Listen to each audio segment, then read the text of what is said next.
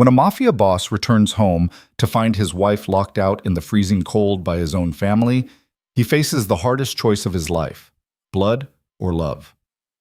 Victor Callahan built an empire on fear and loyalty, but the cruelest betrayal came from within his own walls. His wife Emily endured years of mockery and humiliation in silence, until one December night shattered everything. This is the story of a powerful man who discovered that protecting the woman he loves means walking away from everything he's ever known. Stay until the end, hit that like button, and comment your city so I can see how far this story travels. Now, let me take you back to where it all began. The Mercedes cut through the December darkness like a blade through silk, its headlights carving tunnels of gold through the freezing rain. Victor Callahan sat in the back seat, his face half-shadowed, half-illuminated by the passing streetlights. His driver, Marcus, knew better than to make conversation after deals like tonight's. The silence in the car was thick with the weight of violence narrowly avoided and fortunes violently secured. Victor's phone buzzed with confirmation codes. 3 offshore accounts now substantially heavier than they'd been 6 hours ago. He should have felt satisfaction. Instead, exhaustion pressed against his chest like a physical weight. At 42, Victor Callahan had spent 2 decades building an empire that operated in the shadows between legal business and organized crime. His name was whispered in boardrooms and back alleys alike, always with the same careful respect reserved for loaded weapons. But tonight, all he wanted was home. All he wanted was Emily. The thought of her softened something in his face that would have surprised the men who'd sat across from him tonight, sweating through their expensive suits as they agreed to his terms. Emily, with her gentle smile and kind eyes, who somehow saw past the blood on his hands to something worth loving. Emily, who made Sunday morning coffee and left notes in his jacket pockets, who had taken the cold, empty mansion he'd inherited and turned it into something that felt almost like a sanctuary. "Pull up to the front," Victor instructed as they approached the iron gates of the Callahan estate. The mansion loomed against the night sky. 3 stories of old money and older secrets, all stone in sharp angles and windows that reflected nothing back. Marcus slowed the car as they passed through the gates. The security lights flickered on, motion activated, washing the circular driveway in harsh white light. That's when Victor saw her. "Stop the car." Emily was sitting on the front steps of the mansion, hunched forward with her arms wrapped around herself. Even from this distance, Victor could see she was shaking. He was out of the Mercedes before it fully stopped, his Italian leather shoes hitting the wet pavement hard. The December cold bit through his suit jacket immediately, but he barely felt it. All he could see was his wife, trembling on the stone steps of their own home. "Emily!" She looked up, and the expression on her face stopped him cold. Not relief, not even anger. Something worse. Resignation. Like she'd been expecting this. Like she'd been waiting for him to see her like this. "Oh, sweetheart." The endearment came out rough, scraped raw by the sudden fear tightening his throat. Victor closed the distance between them in 4 long strides and immediately shrugged out of his coat, wrapping it around her shoulders. The fabric was still warm from his body heat, and he felt her shudder as it settled around her. "How long have you been out here?" He kept his voice gentle, but his hands were already checking her over. Her face was pale. Her lips had a faint blue tinge, and when he touched her hands, they were ice cold. "I don't know." Emily's voice was small, almost lost in the sound of rain hitting stone. "A few hours, maybe? I lost track." "A few hours?" Something dark and dangerous moved through Victor's chest. "What happened? Why didn't you call me?" Emily looked away, her gaze fixing on something in the middle distance. "My phone's inside. I came out to check something in the car. Your mother said you'd left some documents in the back seat that needed to be brought in. But when I turned around..." She paused, and Victor watched her throat work as she swallowed. "The door was locked. I knocked, but no one answered. I walked around to the back entrance, but that was locked too. All the lights went off about an hour ago." The words fell between them like stones into dark water. Victor's jaw tightened until his teeth ached. "My mother asked you to come outside?" His voice had gone very quiet, the kind of quiet that made grown men nervous. Emily nodded, still not meeting his eyes. "She said it was important. The car wasn't even locked. There were no documents. By the time I realized and came back, I was already locked out." Victor's mind was working quickly now, cataloging details with the same cold precision he used during negotiations. His mother had been at the house when he left this morning. She'd invited herself over, along with his sister Catherine and his younger brother James. A family dinner, she'd called it. Emily had smiled and said, of course they should stay, that she'd be happy to cook for everyone. Emily, who always tried so hard to make his family feel welcome. Emily, who never complained about the unexpected visits or the way his mother rearranged the kitchen or his sister's pointed comments about the curtains being quaint. Come on, Victor helped her to her feet, keeping his arm around her shoulders.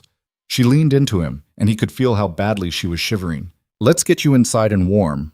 He pulled out his keys and opened the front door, the same door that had apparently been locked against his wife for hours. The entrance hall was dark and cold, the heat turned down to its nighttime setting. The silence inside was absolute. Victor flipped on the lights, flooding the space with brightness. Everything looked normal. The Persian rugs his mother had insisted on, the antique side table with its elaborate flower arrangement, the gleaming marble floors. No sign that anyone had been here at all. Wait here, he told Emily, guiding her toward the living room.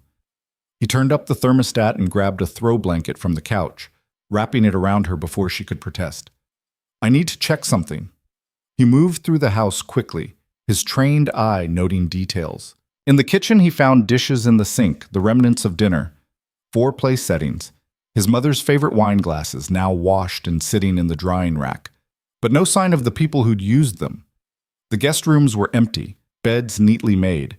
His mother's usual room showed signs of recent occupation, a book on the nightstand, reading glasses on the dresser, but no luggage, no personal items. They'd packed up and left through the back entrance while Emily was locked outside. The realization settled into his bones like poison. When he returned to the living room, Emily was exactly where he'd left her, wrapped in the blanket and staring at nothing. He'd seen that look before, on the faces of people who'd been pushed too far, who'd reached some internal limit they couldn't cross back over. Hey. He knelt in front of her, taking her still cold hands between his. Look at me, Em. She did slowly, and he saw tears gathering in her eyes. I'm going to ask you a question, Victor said carefully, and I need you to tell me the truth. Has something like this happened before? Emily's laugh was bitter and short, nothing like her usual warm sound. Not quite like this. But Victor, she pulled one hand free to wipe at her eyes. Your family doesn't like me. You know that. That's not an answer. Yes, the word came out flat. Yes, things like this have happened before. Not the locking out, that's new. But the comments, the looks, the way they talk about me when they think I can't hear. She stopped, closing her eyes. I didn't want to tell you. They're your family. Victor felt something crack open inside his chest. Tell me. Victor, tell me. He kept his voice gentle, but there was steel underneath. Please. Emily was quiet for a long moment, her fingers twisting in the edge of the blanket. When she finally spoke, her voice was barely above a whisper. Your mother thinks I'm not good enough for you. She said so. Not to my face, she's too careful for that. But I've overheard phone conversations. She tells her friends that you settled, that you could have had someone sophisticated, someone from a good family, someone who looks like they belong in a place like this. Each word landed like a physical blow. Victor's hands tightened around hers. Your sister is more direct, Emily continued, and now that she'd started, the words seemed to be flowing out of her like water from a broken dam.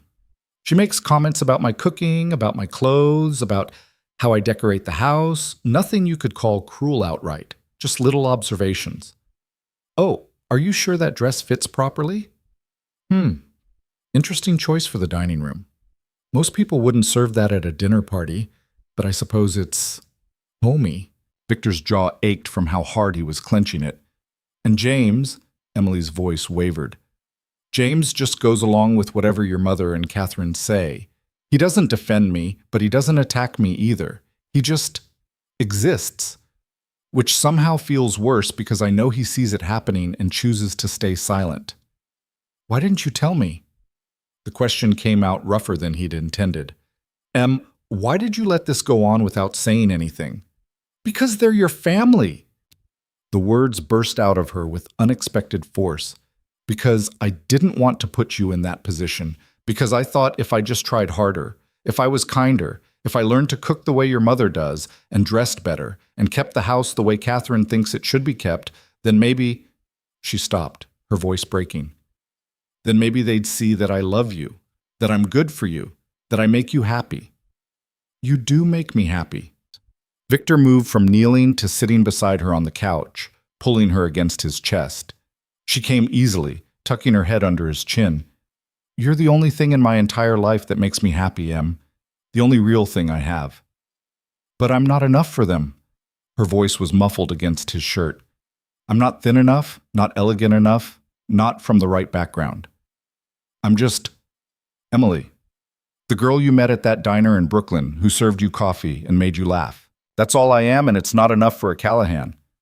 Victor felt something dangerous stirring in his chest, the same cold rage that made him effective in his line of work, but now directed at the people who'd raised him. "You want to know what I did tonight?" he asked quietly. "The deal I just closed?" Emily stirred against him. "You don't usually talk about business. Tonight I'm making an exception." He stroked her hair, still damp from the rain. "I spent 6 hours in a room with 8 men who would kill me without hesitation if they thought they could get away with it. I negotiated terms that will make me richer and them nervous. I smiled and shook hands and made jokes while mentally calculating how many of them I could take down if things went sideways." He paused. "You want to know what I was thinking about the entire time?" "What?" "You. I was thinking about coming home to you, about how you'd probably still be awake, even though I told you not to wait up, about how you'd ask me if I was hungry and I'd say no, but you'd make me something anyway because, you know, I never eat during negotiations. I was thinking about how you'd be wearing one of those soft sweaters you like, and how you'd curl up next to me on this exact couch, and how that would be the moment when I could finally breathe again." Emily was crying now, her tears soaking through his shirt, and Victor let her. He held her while she cried, while the heat slowly returned to the house, while the rain continued to fall outside. "I need you to understand something," he said when her crying had quieted to hiccups and shaky breaths. "My family, my mother, my sister, my brother, they exist in my life because they're blood. That's the only reason. They don't make me happy. They don't make me feel safe. They don't make me feel like a person instead of a weapon." He tilted her face up to look at him. "You do all of that. You're not just Emily. You're everything. Then why do they hate me so much?" The question was soft, wounded. "Because you changed me." Victor wiped away her tears with his thumbs. "Before you, I was exactly what my family wanted, cold, controlled, entirely focused on the business and the legacy. I didn't ask questions. I didn't push back. I was the perfect Callahan heir." He smiled, but there was no humor in it. "Then I met a woman in a Brooklyn diner who talked to me like I was human, who laughed at my bad jokes and didn't flinch when I told her what I did for a living, who saw all the ugly parts of me and decided to love me anyway." "I did love you anyway," Emily whispered. "I still do." "I know." He kissed her forehead. "And that terrifies them. Because love makes people unpredictable. Love makes people question things. Love makes people choose." He paused, making sure she was looking at him. "So they've been trying to drive you away. They've been trying to make you feel small and unwelcome and not good enough, hoping you'd eventually leave on your own." Emily's eyes widened. "You think tonight was planned?" "I know it was planned." Victor's voice had gone flat and cold. "My mother doesn't do anything by accident. She asked you to check the car knowing there was nothing to find. She waited until you were outside, locked the door, and left through the back with Catherine and James. They wanted you to feel exactly how you're feeling right now, humiliated, hurt, questioning your place in this house." "That's—" Emily shook her head. "That's cruel." "Yes." Victor stood up, carefully extracting himself from her embrace. "It is. And it ends tonight." "What are you going to do?" He looked down at his wife, her hair messy from the rain, her eyes red from crying, wrapped in a blanket in their cold living room because his family had deliberately locked her out of her own home. The rage that had been building in his chest crystallized into something sharp and certain. "I'm going to make a phone call," he said. "Then I'm going to make us some tea, and we're going to sit here together until you're warm again. And tomorrow we're going to have a conversation with my family about respect. Victor, you don't have to. Yes, I do. He pulled out his phone. They crossed a line tonight, Em, a line they don't get to come back from. He dialed his mother's number.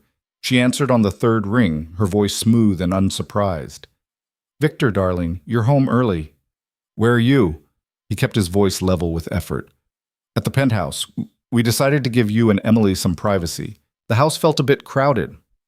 You left my wife locked outside in the freezing rain for 3 hours. There was a pause. I'm sure I don't know what you mean. Don't. The word came out sharp. Don't insult me by lying. You asked Emily to check the car for documents that didn't exist. You locked the door behind her. You turned off the lights and left through the back entrance with Catherine and James. You left her sitting on the front steps in December weather while you drove away. Another pause, longer this time. When his mother spoke again, her voice had cooled several degrees. If Emily was locked out, I'm sure it was an accident. Perhaps she didn't knock loudly enough. You know how large the house is. She knocked. She walked around to the back. She tried for 3 hours to get someone's attention. Victor's free hand curled into a fist. This wasn't an accident. This was deliberate cruelty, and we both know it. Victor, really, you're being dramatic. If Emily is upset, perhaps she should develop thicker skin. The Callahan family has certain standards, and stop talking. His mother fell silent, and Victor could practically feel her shock through the phone. In 42 years, he'd never spoken to her like that. I want you to listen very carefully, he continued, his voice dropping to the dangerous quiet that made hardened criminals nervous. What you did tonight was the last disrespectful thing you will ever do to my wife. The last comment, the last pointed look, the last accidental cruelty. Do you understand me?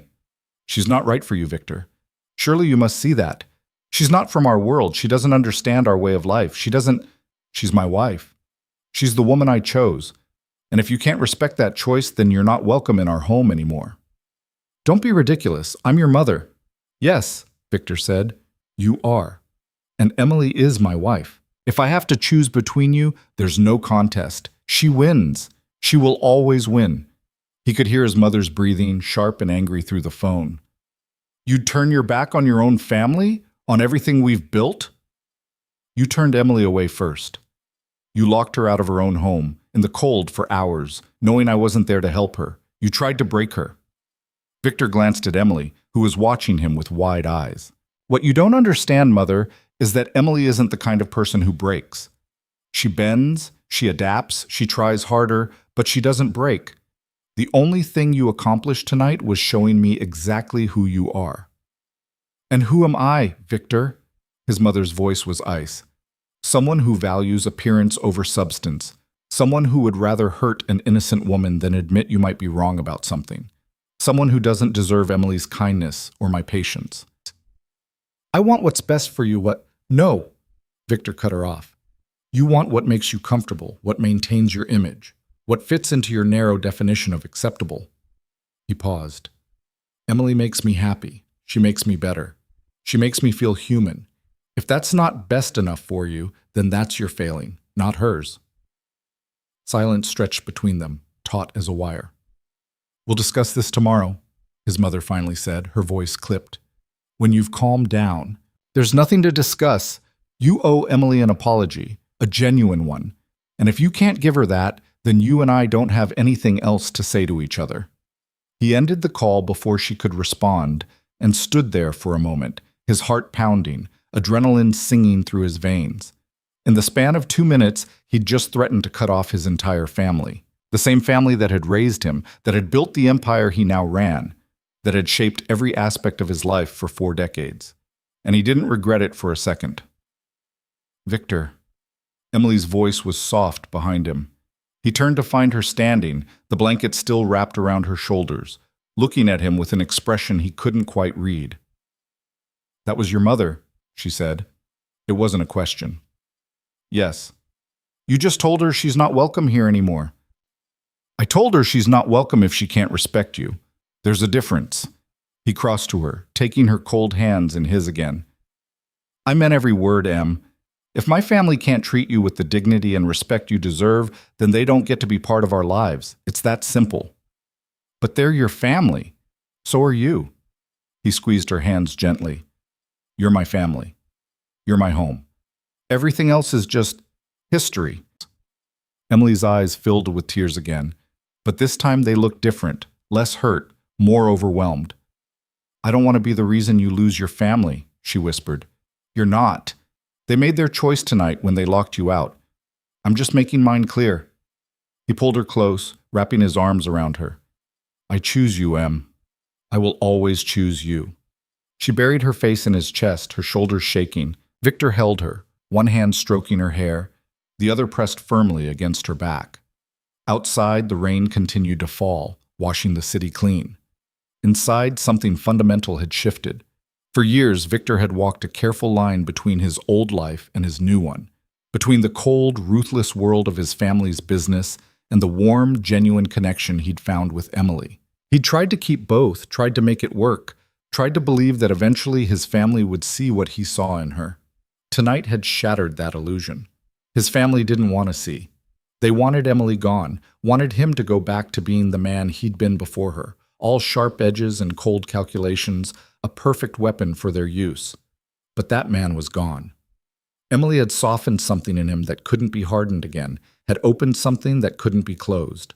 And if his family couldn't accept that, couldn't accept her, then the choice was remarkably easy.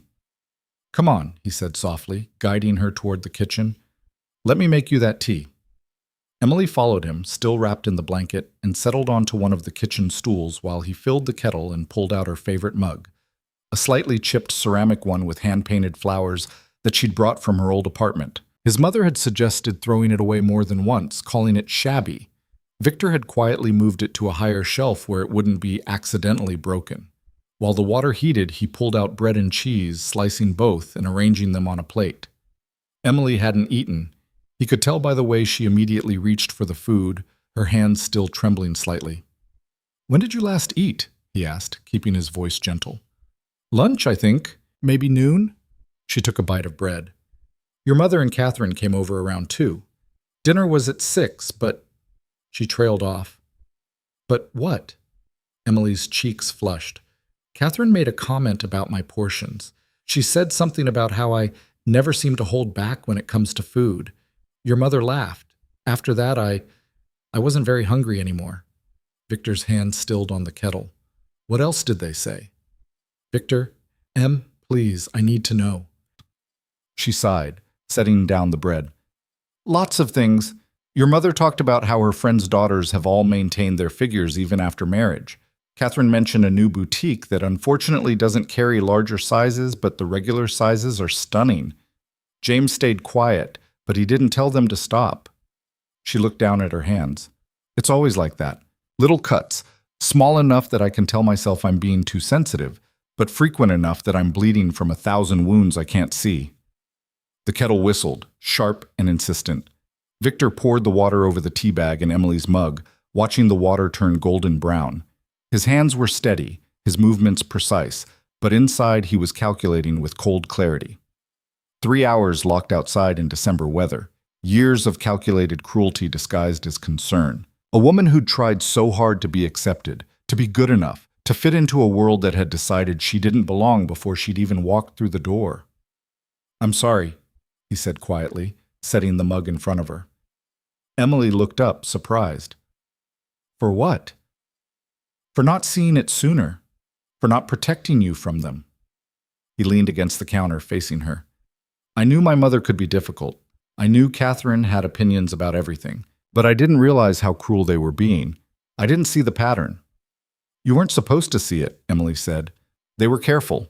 Everything was always just indirect enough, just subtle enough, that I couldn't point to any one thing and say, 'This is wrong.'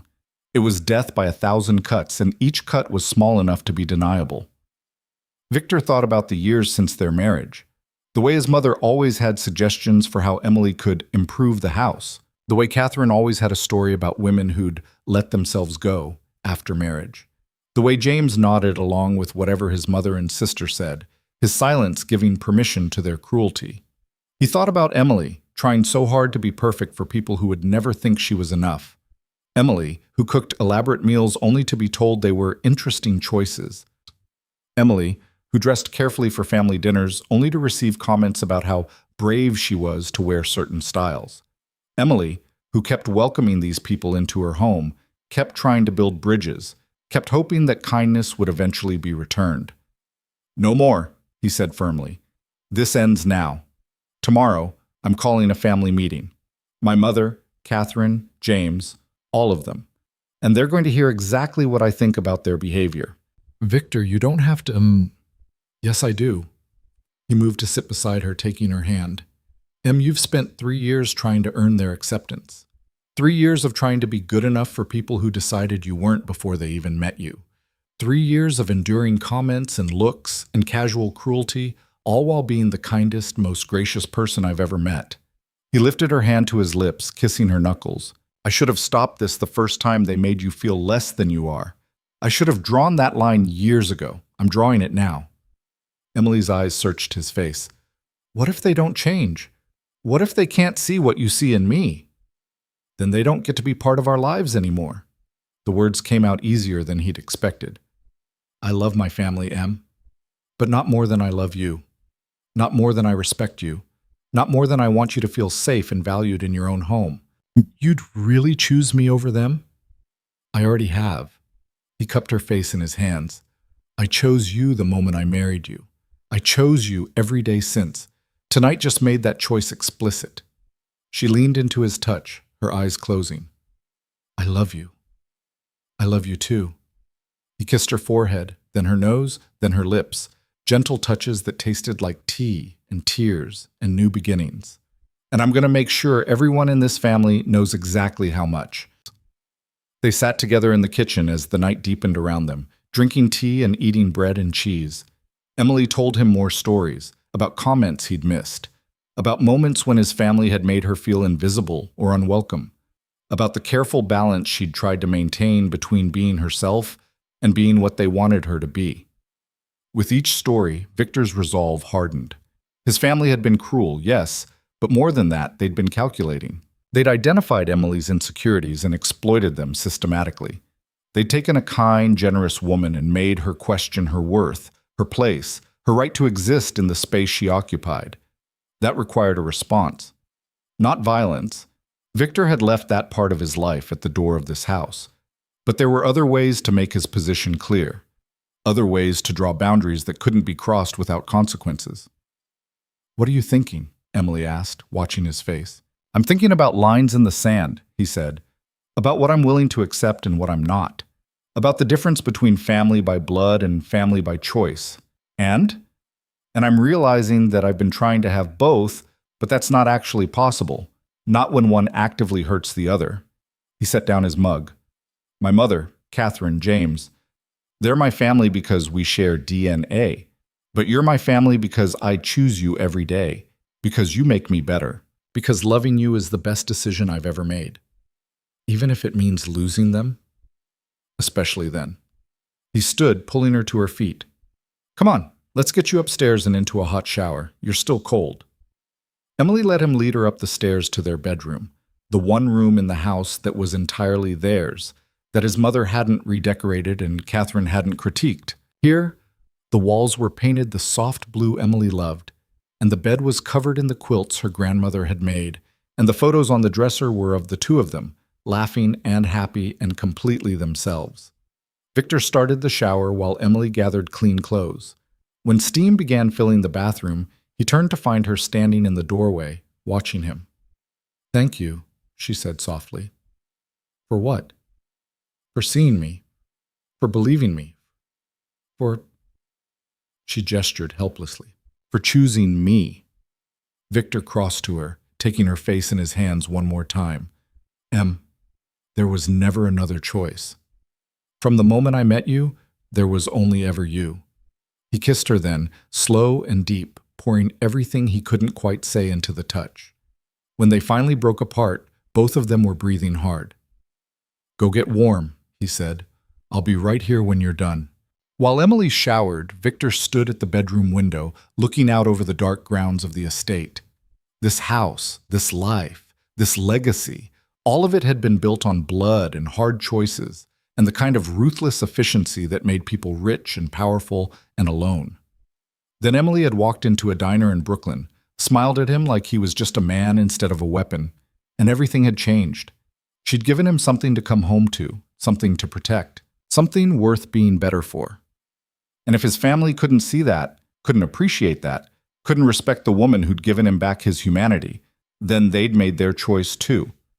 Tomorrow, he'd make the calls. He'd set up the meeting.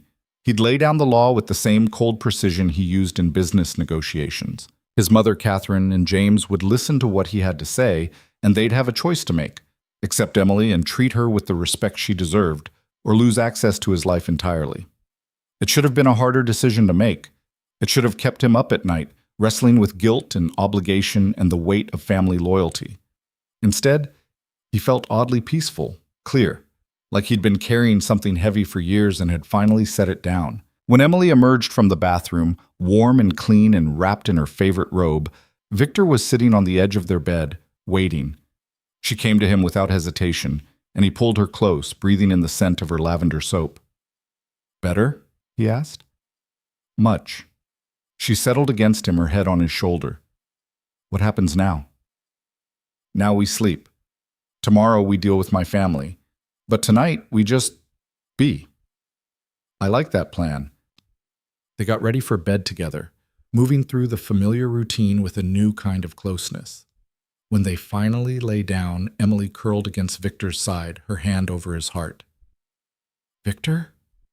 Her voice was sleepy, muffled against his chest. "Whatever happens tomorrow, whatever your family says or does, I want you to know that I'm okay. We're okay. You and me. That's what matters." He tightened his arms around her. "You and me," he agreed. "That's what matters." Outside, the rain finally stopped. Inside, Victor Callahan, feared Mafia Boss, ruthless negotiator, heir to a criminal empire, held his wife and made promises in the darkness. Promises about protection and respect, and the kind of love that didn't bend to family pressure or social expectations, or anything else that tried to diminish it. He'd spent 20 years being the man his family needed him to be: cold, controlled, uncompromising in everything except his loyalty to them. Starting tomorrow, he was going to be someone different. Someone who chose love over legacy, who protected his wife over his family's reputation, who understood that the strongest thing he could do was build a life with the woman who saw him as human. It was time to draw new lines, set new boundaries, make new choices. And if his family couldn't respect those choices, then they'd learn what every person in his professional life already knew. Victor Callahan didn't make empty threats, and he always followed through. Emily's breathing had evened out into sleep, her body relaxed against his. Victor lay awake a while longer, watching the shadows move across the ceiling, planning his next moves with the same careful strategy he used for everything. By the time he finally drifted off, his course was set. His choice was made. Tomorrow, everything would change. Morning came too quickly. Victor woke to pale December sunlight filtering through the curtains, and Emily still asleep beside him, one hand curled beneath her cheek. For a moment, he let himself just watch her, the gentle rise and fall of her breathing, the peaceful expression on her face, so different from the hurt and resignation he'd seen last night. Then reality settled back in, sharp and demanding. Today was the day he'd draw his line in the sand. He slipped out of bed carefully, not wanting to wake her. Emily needed rest after last night's ordeal. While she slept, he'd make the necessary calls, set the stage for what was coming. Victor pulled on a t-shirt and sweatpants and headed downstairs to his study, closing the door behind him.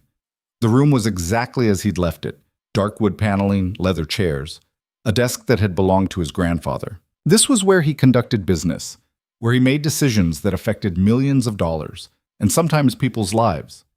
Today, he'd use it to reshape his family. He pulled out his phone and dialed his mother first. She answered immediately, her voice crisp despite the early hour. "Victor, I was expecting your call." "Were you?" He didn't make it a question. "Then you won't be surprised when I tell you we're having a family meeting today. 2:00. Here. I'm not sure that's... It wasn't a request, Mother. 2:00. You, Catherine, and James, be here." There was a pause, loaded with unspoken tension. "Very well, but I want you to know that I find your tone extremely disrespectful." Victor almost laughed. "My tone is disrespectful? That's rich, coming from someone who locked my wife out in freezing weather for 3 hours. I've already told you that was an accident, And I've already told you I don't believe you. He kept his voice level, but steel ran through every word. 2 o'clock. Don't be late. He ended the call before she could respond and immediately dialed Catherine. His sister answered on the fourth ring, sounding irritated. It's barely 8 in the morning, Victor. What do you want? Family meeting, 2 o'clock today. My house. I have plans. Cancel them. Victor stood and moved to the window, looking out at the grounds. This isn't optional, Catherine. If you're not here, you're making a choice about where you stand in this family. Choose carefully. What's this about? Her irritation had shifted to wariness.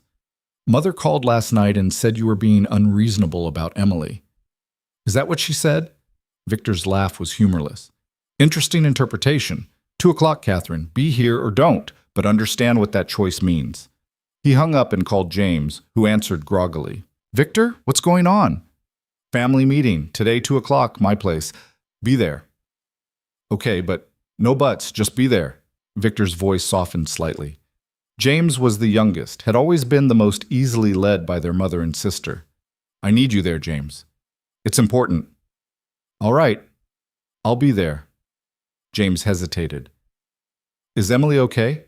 Mother mentioned something happened last night. Emily is fine. We'll discuss it this afternoon. Victor paused. And James? Come prepared to listen. Really listen. After hanging up, Victor stood in his study for a long moment, organizing his thoughts. He'd spent 2 decades learning how to negotiate, how to read people, how to get what he wanted through a combination of pressure and persuasion. Today, he'd use every one of those skills, not for business, but for his marriage. When he finally went back upstairs, Emily was awake, sitting up in bed with her knees pulled to her chest. She looked small and uncertain, nothing like the confident woman he knew her to be. Hey, he said softly, sitting beside her. How are you feeling? Nervous. She managed a weak smile. I heard you on the phone. You're really doing this? I really am. He took her hand, lacing their fingers together. My family is coming over at 2. We're going to have a conversation about respect and boundaries. And they're going to understand that how they've treated you is unacceptable. Emily bit her lip. What if they don't see it that way? What if they think I'm overreacting or being too sensitive? Then they'll learn that my opinion is the only one that matters when it comes to my wife. Victor squeezed her hand. Em, I need you to understand something. This meeting isn't a negotiation. I'm not asking them to treat you better. I'm telling them that's the new reality. And if they can't accept it, they're out of our lives. That seems so extreme. Is it? He turned to face her fully. They locked you outside for 3 hours in December. They've spent years making you feel inadequate and unwelcome in your own home. They've systematically tried to break your confidence and drive you away. His jaw tightened. That's extreme, Em. What I'm doing is just setting appropriate boundaries. She was quiet for a moment, her thumb tracing circles on the back of his hand. What do you need from me today? I need you to be there. I need you to tell your truth when I ask you to. And I need you to trust that I've got this handled. He lifted her hand to his lips. Can you do that? Yes? The word came out stronger than he'd expected. Yes, I can do that. They spent the morning in careful preparation. Emily cooked. It was how she processed stress, and Victor knew better than to suggest she stop. By noon, the kitchen smelled like fresh bread and roasted chicken, and Emily had regained some of her usual color. Victor, meanwhile, set up the living room. He arranged chairs in a specific configuration, his mother and siblings on one side, him and Emily on the other. He wanted the physical layout to reflect the reality. This was not a family gathering. This was a confrontation. At 1:30, Emily disappeared upstairs to change.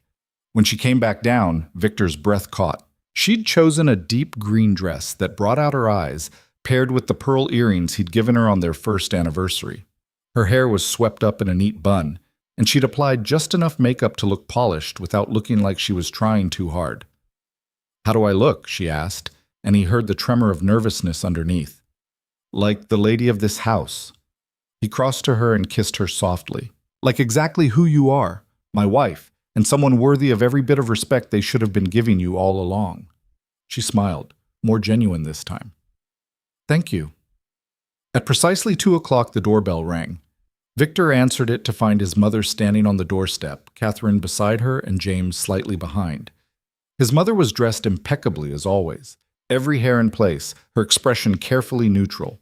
Catherine looked annoyed, her arms crossed over her chest. James just looked uncomfortable. Mother, Catherine, James. Victor stepped aside. Come in. They filed into the house, and Victor noticed the way his mother's gaze swept the entrance hall, cataloging everything as she always did, looking for things to criticize, things to comment on, things to use as weapons later. Not today. The living room, he said, gesturing. Emily's waiting. His mother's lips thinned, but she said nothing. They walked into the living room, and Victor saw the moment they registered the seating arrangement. His mother's eyebrows rose slightly. Catherine frowned. James just looked confused. Emily was already seated, her hands folded in her lap, her posture perfect. She'd learned that from his mother, ironically, how to sit like you belonged in expensive rooms. But where his mother's posture was armor, Emily's was grace. Emily, dear, his mother said, her voice dripping false warmth. You're looking well. I hope you recovered from your little mishap last night. Victor felt Emily tense beside him, but her voice came out steady. It wasn't a mishap, Margaret. It was deliberate cruelty, and we both know it. The use of his mother's first name, something Emily never did, landed like a slap. Margaret Callahan's smile froze on her face. I beg your pardon? Everyone, sit down, Victor said, his voice carrying the kind of authority that made people obey without thinking. His family sat, his mother and Catherine on the sofa, James in the armchair. Victor remained standing, a deliberate tactical choice. We're going to have a conversation, and you're all going to listen. Victor, really, this is unnecessary, Catherine started. It's absolutely necessary. He cut her off without apology. Last night, my wife was locked out of our home in freezing temperatures for 3 hours. That happened because Mother asked her to check the car for documents that didn't exist, then locked the door and left through the back entrance with both of you. Don't bother denying it. We all know it's true. Silence fell over the room, thick and uncomfortable. James shifted in his seat, not meeting anyone's eyes. Catherine's mouth opened, then closed. Only his mother maintained her composure, though Victor saw the calculation behind her eyes. That's quite an accusation, Margaret said carefully. It's not an accusation, it's a fact. Victor moved to stand beside Emily's chair, one hand resting on her shoulder. But last night was just the culmination of years of calculated cruelty. Emily has been nothing but gracious and welcoming to all of you, and in return you've made her feel unwelcome in her own home. That's not true, Catherine protested. Let me finish. Victor's voice dropped to that dangerous quiet again. For 3 years you've made comments about her appearance, her cooking, her decorating choices, her background. You've compared her unfavorably to other women, suggested she doesn't belong in this family, and done everything possible to make her feel inadequate. He paused, making eye contact with each of them in turn. And you did it all with just enough subtlety that she questioned whether she was being too sensitive. That's not accidental, that's systematic. Margaret's face had gone cold. If Emily felt unwelcome, perhaps she should have spoken up sooner. Why should she have to? Victor's hand tightened on Emily's shoulder. Why should she have to defend her right to be treated with basic human decency in her own home? Why should she have to beg for respect from people who should have given it freely? We have certain standards, Catherine began. Your standards are meaningless. Victor cut her off. Your standards, your opinions about who I should have married, your judgments about Emily's worthiness, none of it matters. The only thing that matters is this.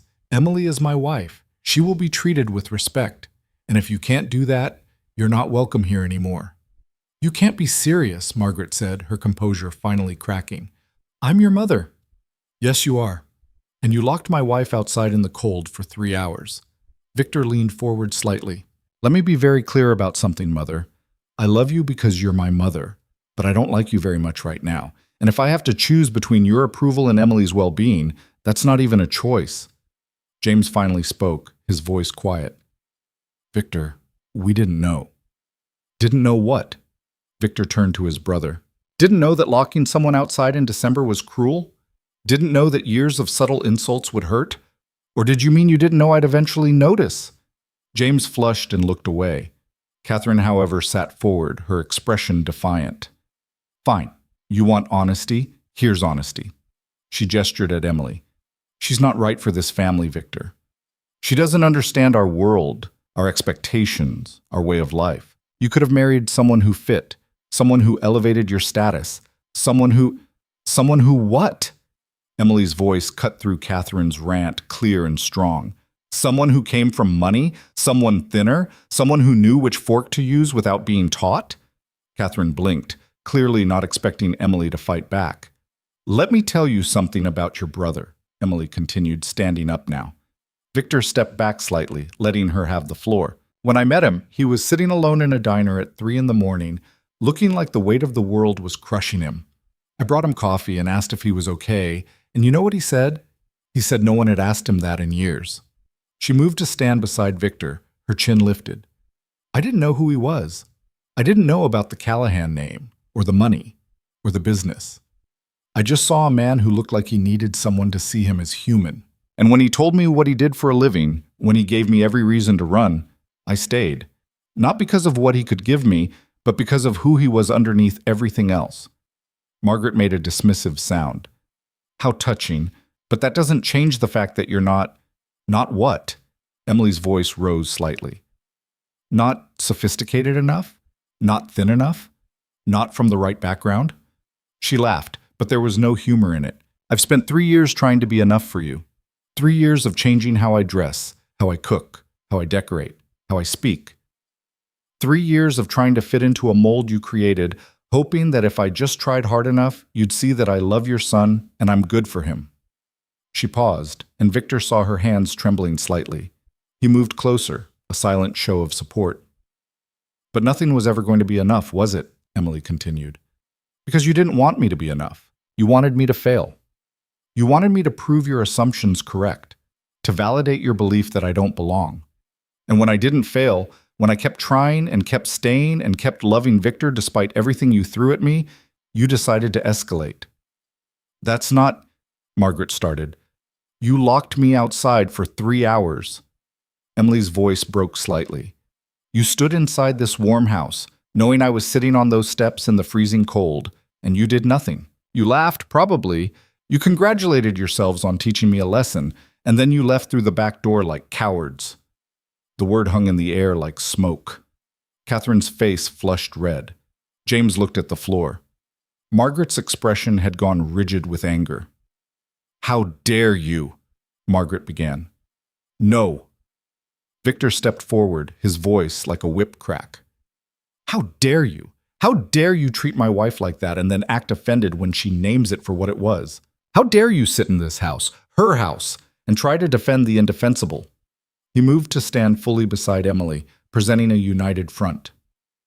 Here's what's going to happen. You're going to apologize to Emily, a real apology, not a non-apology about how she felt or how it was a misunderstanding. You're going to acknowledge that you've been cruel, that you've been wrong, and that you're going to do better. And if we don't, Catherine asked, her voice icy, then you leave and you don't come back. Victor's voice was flat, final. You lose access to this house, to me, to any future grandchildren Emily and I might have. You become strangers who share my DNA, nothing more. Victor, be reasonable, Margaret tried. I am being reasonable. I'm giving you a choice. He crossed his arms. Apologize and commit to treating Emily with respect, or leave and lose me. Those are your options. Margaret stood, her posture rigid. You would choose her over your own family? Over everything we've built? In a heartbeat. Victor didn't hesitate. You keep saying family like it's supposed to be this sacred thing that excuses bad behavior. But family isn't about blood, Mother. It's about who shows up for you, who sees you at your worst and stays, who builds you up instead of tearing you down. He looked at Emily. She's my family. You're just relatives. The words landed like physical blows.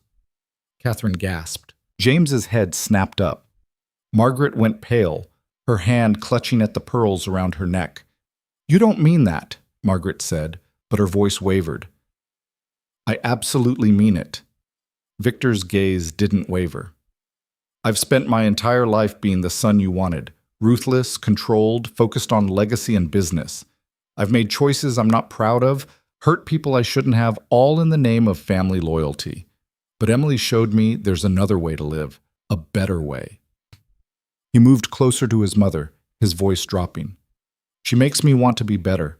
She makes me feel human. And if you can't see the value in that, if you can't appreciate that she saved me from becoming the kind of man who only knows how to hurt people, then you're not the mother I thought you were. Margaret's eyes were bright with unshed tears, but her jaw was set. I won't apologize for having standards. I won't apologize for wanting what's best for you. Then we're done here. Victor stepped back. Leave. Victor. James stood up, his face pleading. Come on, man. This is crazy. We're family. We can work this out. Can we? Victor turned to his brother. Because from where I'm standing, working it out requires them to acknowledge they were wrong and commit to changing. I'm not hearing that. Are you? James looked at their mother, then at Catherine, then back at Victor. I didn't know it was this bad. I didn't know they were being so... You knew enough. Victor's voice softened slightly. You were there for those dinners, James.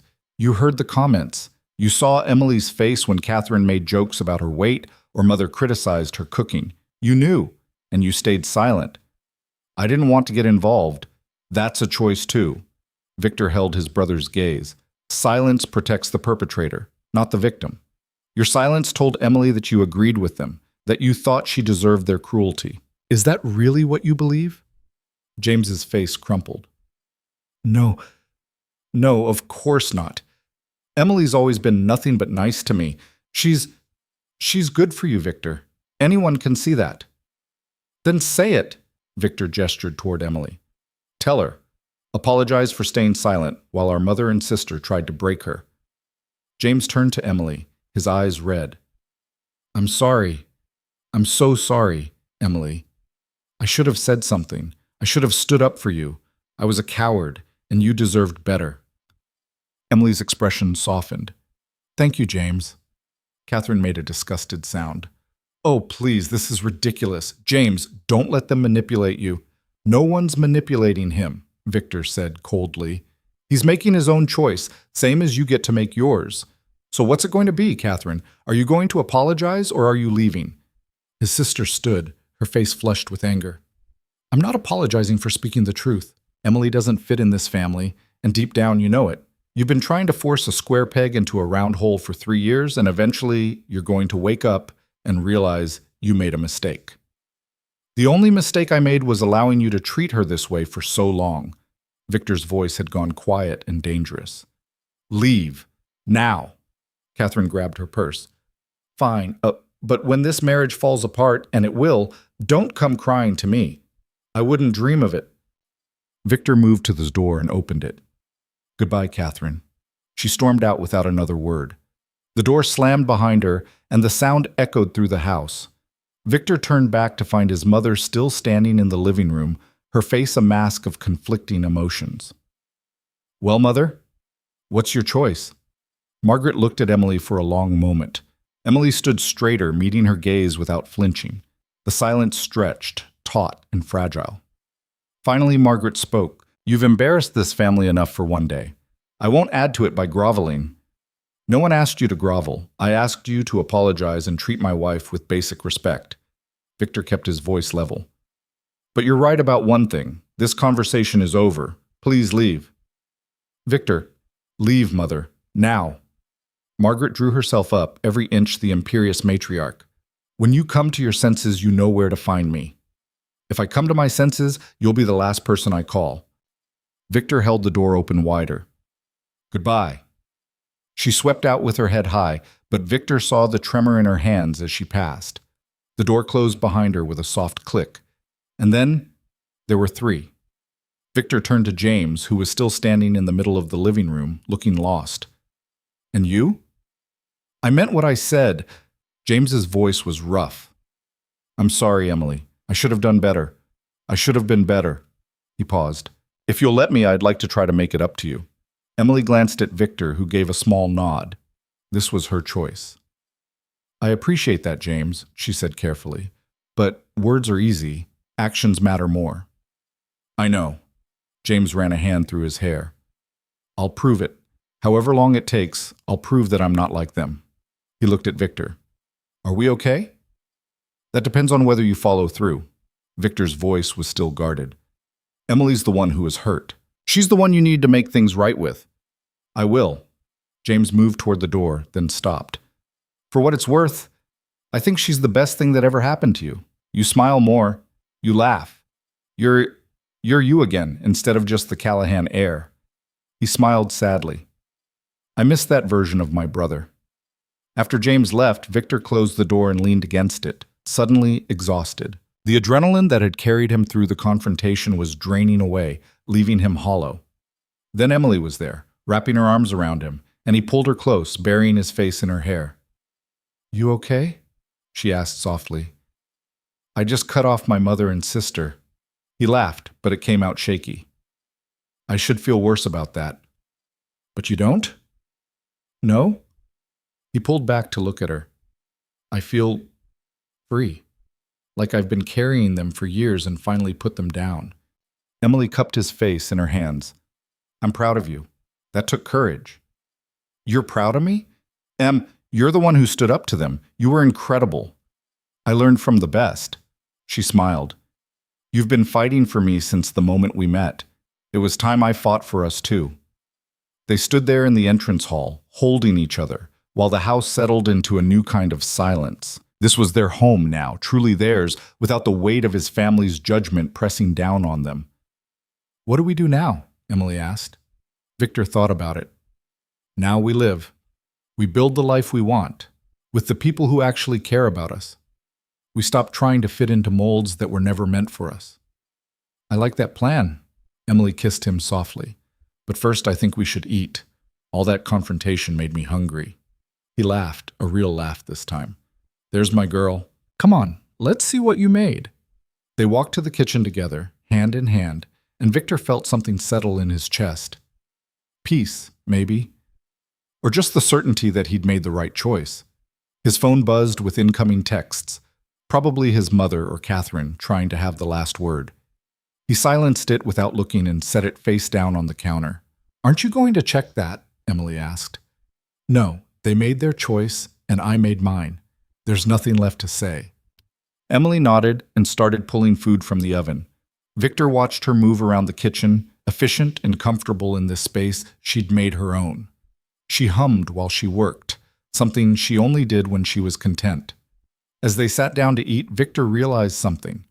For the first time in his adult life, he wasn't planning his next move, wasn't calculating angles or considering consequences.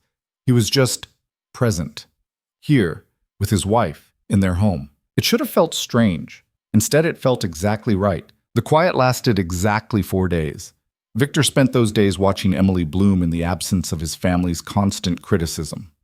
She rearranged the living room furniture without asking anyone's permission, hung artwork she'd been storing in the basement, and cooked meals that she actually enjoyed instead of trying to recreate his mother's recipes.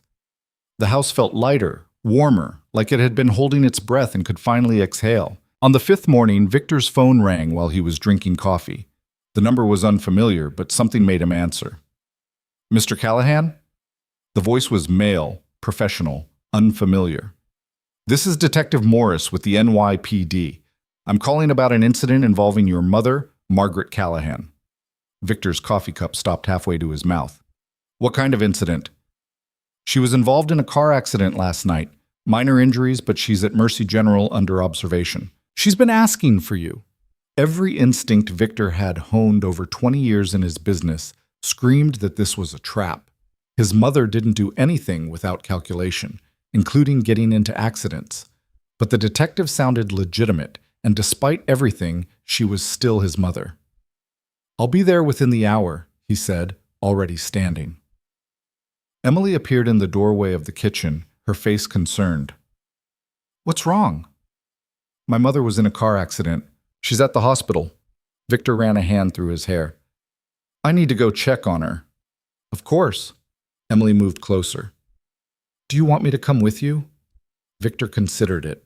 Part of him wanted Emily there, wanted her presence as a reminder of why he'd drawn his lines. But another part knew that bringing her would be like waving a red flag at a bull. Stay here, he said finally. This shouldn't take long. I'll call you when I know what's going on. The drive to Mercy General took 40 minutes through morning traffic. Victor used the time to prepare himself mentally, to rebuild the walls he'd need to deal with his mother without compromising what he'd fought for with Emily. By the time he pulled into the hospital parking lot, his expression was the same cold mask he wore during difficult negotiations. He found his mother in a private room on the third floor. She was sitting up in bed, her left arm in a sling, a bandage on her forehead. She looked smaller, somehow, more fragile than he'd ever seen her. Catherine sat in a chair beside the bed, and both women looked up when he entered. "Victor." His mother's voice was weak, thready. "You came." "The detective said you asked for me." Victor stayed near the door, not approaching the bed. "What happened?" "A drunk driver ran a red light. Hit her on the driver's side." Catherine's voice was tight with something Victor couldn't quite identify. "She's lucky to be alive." Victor studied his mother's face, looking for signs of manipulation or performance. He saw pain, certainly, and exhaustion. But something else, too, something that looked almost like fear. "The doctors say I'm fine," Margaret said. "Just bruised ribs and a sprained wrist. They want to keep me for observation because of my age." She paused, her good hand plucking at the hospital blanket. "But when that car hit me, when everything went dark for a moment, all I could think about was our last conversation." "Mother," Catherine started. "No." Margaret's voice gained strength. "Let me say this." She looked at Victor, and for the first time in his memory, his mother's eyes were wet with unshed tears. "I was angry with you, furious, actually. How dare you choose that woman over your own family, I kept thinking. How dare you throw away everything we'd built for someone so ordinary?" Victor's jaw tightened, but he stayed silent. "But then that car hit me," Margaret continued, "and in that split second when I thought I might die, do you know what I realized? I realized that I was going to die angry at my own son, that my last words to you had been cruel and dismissive, that I'd spent 3 years trying to drive away the woman who made you happy, and I'd succeeded in driving you away instead." Catherine made a small sound, but Margaret ignored her. "I'm not saying I was wrong," she said, and Victor almost smiled at the stubborn pride in her voice. "I still think Emily isn't what I would have chosen for you, but lying in that hospital bed last night, I realized something important. What I would have chosen doesn't matter. It never did. You're not a child anymore, Victor. You're a grown man who made his own choice, and I tried to punish you for it." The admission hung in the air between them. Victor moved closer, but still didn't sit. "So what are you saying?" he asked carefully. "I'm saying I was wrong. Not about Emily, I still have my reservations. But I was wrong to try to break her, wrong to lock her out, wrong to spend 3 years trying to make her feel small." Margaret's voice cracked. "I was so afraid of losing you to her that I pushed you away myself. That was foolish." Victor pulled up a chair and sat, finally, though he kept some distance between them. "I need to understand something. Are you apologizing because you genuinely regret what you did, or because you're afraid of dying alone?" "Victor," Catherine gasped. "It's a fair question." Margaret actually smiled, though it was weak. "And the answer is both. The accident scared me, yes. It reminded me that life is short and grudges are expensive. But I've been thinking about what you said even before the accident, about how Emily makes you smile, how she makes you human." She paused. "I remember when your father was alive, before the business consumed everything, before we became obsessed with appearances and legacy, he used to make me laugh. We used to be happy, just the two of us, before we let the weight of this family's expectations crush that." It was the most honest thing Victor had ever heard his mother say. "I don't want that for you," Margaret continued. "I don't want you to lose the happiness you found because of my pride. So yes, I'm apologizing. I'm sorry for how I treated Emily. I'm sorry for locking her out. I'm sorry for every cutting comment and subtle insult over the past 3 years." She met his eyes. "I'm not asking you to forgive me immediately. I'm just asking for a chance to do better." Victor sat back, processing. Every instinct told him to be cautious, to look for the angle, to assume this was manipulation. But his mother's face, stripped of makeup and pretense in the harsh hospital light, looked genuinely remorseful. "What does doing better look like to you?" he asked. "I don't know yet." Margaret's honesty was almost shocking. "I've spent 60 years believing certain things about class and status and what makes someone worthy. I can't promise to change overnight, but I can promise to try. To bite my tongue when I want to make a comment about Emily's cooking or her clothes. To welcome her genuinely instead of tolerating her presence. To treat her like the daughter-in-law she is, not the interloper I wanted her to be. Catherine shifted uncomfortably. Mother, you don't have to. Yes, I do. Margaret turned to her daughter. I almost died last night, Catherine. That focuses the mind wonderfully. I don't want to spend whatever time I have left estranged from my eldest son because I was too proud to admit I was wrong. Victor pulled out his phone. I need to call Emily. She should hear this from you, not from me. Margaret paled slightly. Now? Yes, now. If you mean what you say, you should be willing to say it to her face, even if that face is on a video call. He dialed before his mother could protest. Emily answered on the second ring, her expression worried. Victor? Is everything okay? I'm at the hospital with my mother. She was in a car accident last night. He turned the phone so Emily could see Margaret in the hospital bed. She has something she wants to say to you. Emily's eyes widened as she took in Margaret's appearance. Oh my, are you all right? I'm fine, dear, just bruised. Margaret's voice was softer than Victor had ever heard it when speaking to Emily. But I wanted to apologize to you properly. For everything. For the cruelty, for the comments, for locking you out, for spending 3 years trying to make you feel unwelcome in your own home. She paused. I was wrong, Emily. You didn't deserve any of that. Emily was quiet for a long moment, her expression unreadable. Finally, she spoke. Why now? Why apologize now after everything? Because I almost died last night, and I realized I didn't want my last interaction with my son to be a fight over my inability to accept his choices. Margaret's voice was steady. You make Victor happy. I've seen it, even if I didn't want to admit it, and that should have been enough for me from the beginning. Should have been, Emily repeated. But it wasn't. No, it wasn't, because I'm a proud, stubborn woman who thought she knew better. Margaret's smile was self-deprecating. I still think I know better about most things, but I'm learning that who my son loves isn't one of them. Emily looked at Victor through the screen. He gave her a small nod. This is real, he tried to convey, or at least as real as it can be. I appreciate the apology, Emily said carefully. I do. But Margaret, you hurt me. Badly. For years. An apology is a start, but it doesn't erase the damage. I know. Margaret's voice was quiet. I don't expect it to. I'm just asking for a chance to prove I can be better, to build something new between us, even if the old foundation is cracked. Emily was silent for another beat. Then she said, I'll think about it. That's all I can promise right now. That's more than I deserve. Margaret looked genuinely grateful. Thank you, Emily. After the call ended, Victor pocketed his phone and studied his mother. That was a good first step. But Em's right. Apologies are just words. What matters is what comes next. I understand. Margaret settled back against her pillows, looking exhausted. Victor, I need to ask you something. If I do this, if I genuinely try to build a relationship with Emily, to treat her as family, what happens with us? Are we okay? Victor considered the question carefully. We're not okay yet. Too much has happened. But we could be eventually, if you follow through. If you prove that this isn't just fear of dying talking, but actual change. Fair enough. Margaret closed her eyes. That's more than I hoped for. Catherine, who had been silent throughout the exchange, finally spoke. So we're just supposed to pretend the past 3 years didn't happen?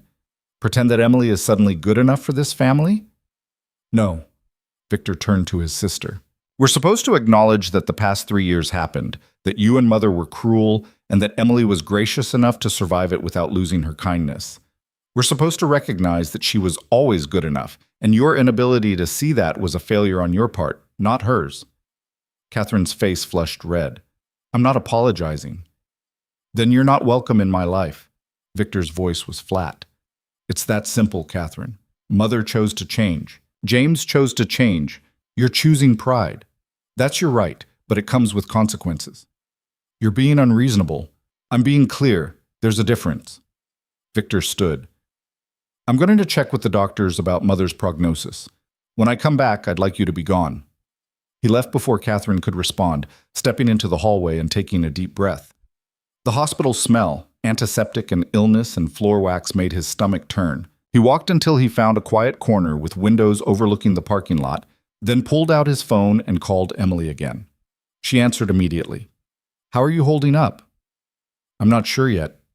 Victor leaned against the wall. "That was unexpected."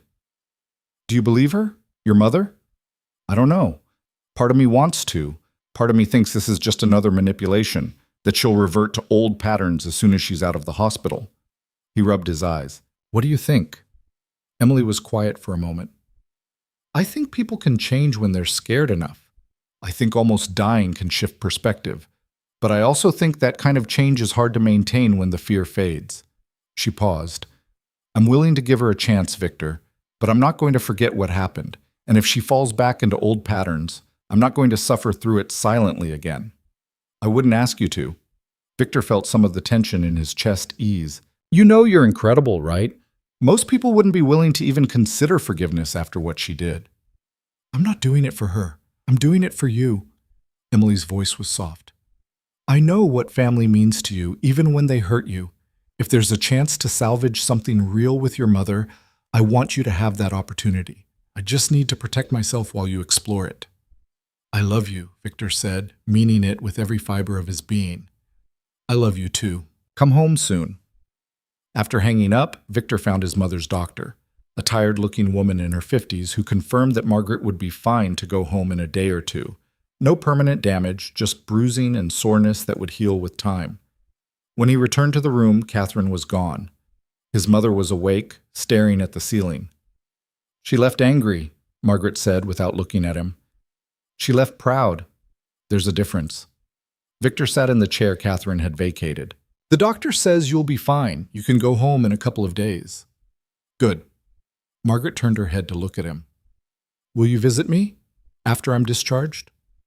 "Maybe, if you prove you meant what you said about changing." Victor leaned forward, elbows on his knees. "I need you to understand something, Mother. I want to believe you. I want to think that brush with mortality actually shifted something for you. But I've been burned before by people who said what I wanted to hear and then did what they wanted anyway." "I understand. Do you? Because here's the reality. Emily is my priority. Not you, not Catherine, not the family legacy. Her. If you make her feel small or unwelcome or inadequate even once, we're done. No second chances, no explanations, just done." His voice was gentle but absolutely firm. "I've already lost my sister over this. I'll lose my mother too if that's what it takes to protect my wife." Margaret's eyes glistened. "When did you get so strong?" "Emily made me strong. She showed me that love isn't supposed to hurt, that family is supposed to build you up, not tear you down." He smiled slightly. "Ironic, isn't it? The woman you thought would weaken me actually gave me the strength to stand up to you." "Yes," Margaret said softly. "Very ironic." They sat in silence for a while, the beeping of monitors and distant hospital sounds filling the space between them. Finally, Margaret spoke again. "Your father would have liked her." Victor's head snapped up. His mother rarely mentioned his father, who'd died when Victor was 25. A heart attack in his office, sudden and brutal, leaving Margaret to navigate the family business and raise 2 younger children alone. "You think so?" "I know so. He always said that what mattered in a partner wasn't their pedigree or their polish, but whether they made you want to be better." Margaret's smile was sad. "He made me want to be better once, before the business and the expectations and the weight of this family turned me into someone who valued appearance over substance." She looked at Victor. "Emily does that for you. I've seen it, even if I didn't want to admit it. You're kinder with her, happier, more yourself." "Then why fight so hard against her?" "Because I forgot what matters. Because I let pride and fear turn me into someone I don't particularly like." Margaret's voice was barely a whisper. "Because it's easier to tear someone else down than to admit you might have been wrong about everything." Victor felt something in his chest crack open. Not breaking, but shifting, making room for something new. He reached out and took his mother's good hand. If you really want to change, he said quietly, I'll help you. Emily will help you, if you let her. But you have to mean it, Mother. You have to actually want to be different, not just scared of being alone. I do mean it. Margaret squeezed his hand. I don't know if I can be the warm, fuzzy mother-in-law Emily probably deserves, but I can be better than I was. I can try. That's all I'm asking. All. He stayed at the hospital for another hour, talking with his mother about small things, her recovery timeline, whether she needed anything from her apartment, what the doctors had said. It felt strange, this tentative rebuilding of something that had been broken, but it also felt necessary. When he finally left, he stopped in the hallway and called James. How is she? His brother sounded worried. Physically fine. Emotionally complicated. Victor filled him in on the apology, on his mother's apparent change of heart. I'm not sure if it's real or if it's just fear talking, but I'm willing to give her a chance to prove it. That's more generous than she deserves, James said bluntly. After what she did to Emily, I know, but she's still our mother, and people can change if they want to badly enough. Victor paused. How are things with you? Have you talked to Catherine? She called me after leaving the hospital. She's furious, says you've been brainwashed, that Emily has you under her thumb, that you're choosing outsiders over blood. James's voice was dry. I told her that sounded exactly like the kind of thing that got her cut off in the first place. She hung up on me. I'm sorry you got caught in the middle of this. Don't be. I should have chosen a side years ago instead of playing neutral. James sighed. For what it's worth, I meant what I said. I'm going to prove to Emily that I'm not like them, starting with actually showing up and being supportive instead of just existing in the background. She'll appreciate that. Victor felt a weight lift slightly. At least he wasn't losing all his family over this. Listen, when Mother gets out of the hospital, maybe we could all have dinner together. You, me, Emily, Mother, something low pressure, a chance for everyone to start fresh. You trust her that much already? No, but I trust Emily to tell me if Mother crosses a line, and I trust myself to follow through if she does. Victor moved toward the elevators. We have to start somewhere, James. Might as well be over a meal. All right, let me know when and where, and I'll be there. The drive home felt longer than the drive to the hospital. Victor's mind was spinning, trying to process everything that had happened. His mother's apology, Catherine's continued stubbornness, James's support, Emily's cautious willingness to try. It felt like standing on shifting ground, unable to predict which way things would tilt. When he walked through the front door, Emily was in the kitchen making tea. She turned when she heard him, her expression concerned and questioning. Hey, he said, suddenly exhausted. Hey yourself. She crossed to him, wrapping her arms around his waist. Talk to me. So he did. He told her everything, about his mother's tears, about Catherine's anger, about James's promise to do better. He told her about his father, about the conversation they'd had that felt more honest than anything he and his mother had shared in years. Emily listened without interrupting, her hands rubbing slow circles on his back. When he finally ran out of words, she pulled back to look at him. What do you want to do? She asked simply. I want to believe her. I want to think that almost dying scared her enough to actually change. Victor cupped Emily's face in his hands. But I won't risk you to find out. If at any point you feel uncomfortable or disrespected, we're done. No questions, no negotiations, just done. Okay. Emily's smile was small but genuine. Then we'll try. We'll have that dinner with your mother and James. We'll see if she can actually follow through on her promises. And if she can't, she shrugged. Then we tried, and that's enough. Victor kissed her, slow and deep, pouring everything he couldn't say into the touch. When they broke apart, Emily rested her forehead against his. We're going to be okay, she whispered. Whatever happens with your family, we're going to be okay. Yeah, Victor agreed, holding her close. We are. Over the next few days, Victor visited his mother twice more at the hospital. Each visit felt a little less tense, a little more genuine. Margaret asked questions about Emily, what she liked, what made her happy, what Victor loved most about her. She listened to the answers without commentary or judgment, and that alone felt revolutionary. On the day Margaret was discharged, Victor drove her home to her penthouse apartment. She moved slowly, wincing at the pain in her ribs, but she refused his offer to hire a nurse. "I'm not that old yet," she said tartly, and Victor smiled because that stubbornness, at least, was familiar. "Emily wanted me to bring you this," he said, pulling a covered dish from a bag. "She made your favorite soup, said it might help with the recovery." Margaret took the container with both hands, staring at it like it might disappear. "She made this for me? After everything?" "That's who she is." Victor set the bag on the kitchen counter.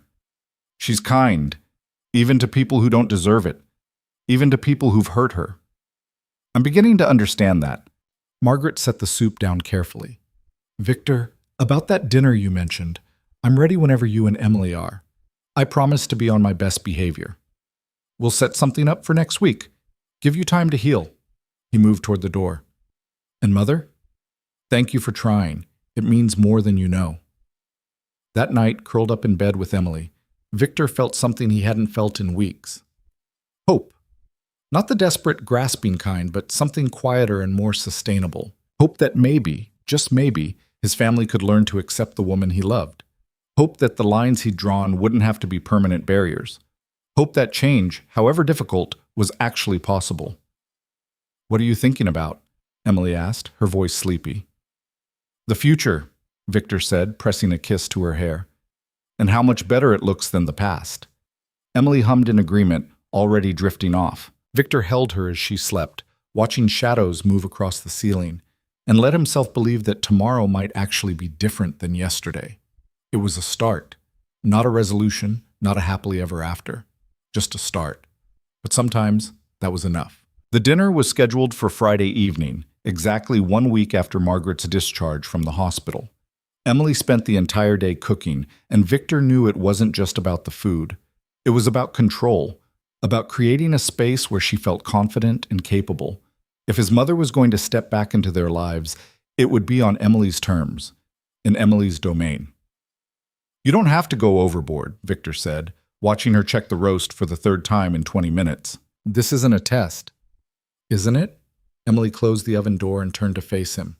"Your mother is coming here for the first time since you cut her off. James is bringing his new girlfriend because apparently he wants us to meet her." "This feels like a test, Victor. A test of whether your mother meant what she said, whether I can handle being in the same room with her without falling apart, whether we can actually do this." Victor crossed the kitchen and pulled her into his arms. "Then let me rephrase. You've already passed every test that matters. Tonight is about whether they can rise to your level, not the other way around." Emily softened against him. "When did you get so good at saying the right thing?" "I've always been good at negotiation. I'm just applying those skills to making my wife feel valued instead of making criminals nervous." He kissed the top of her head. "What can I do to help? Set the table? And maybe open some wine? I think we're all going to need it." By 6:30, everything was ready. The dining room looked beautiful. Emily had used the good china, the crystal glasses Victor's grandmother had left him, fresh flowers as a centerpiece. The food smelled incredible, filling the house with warmth and rich aromas. Emily had changed into a deep burgundy dress that Victor loved, paired with simple jewelry. She looked elegant and confident, every inch the lady of the house. Victor himself had opted for slacks and a button-down shirt, casual enough to suggest this was just family dinner, formal enough to show respect for the occasion. He was pouring wine when the doorbell rang. "I'll get it," Emily said, surprising him. She straightened her shoulders, lifted her chin, and walked to the front door with the grace of someone walking into battle. Victor followed at a distance, ready to intervene if necessary, but wanting to let Emily set the tone.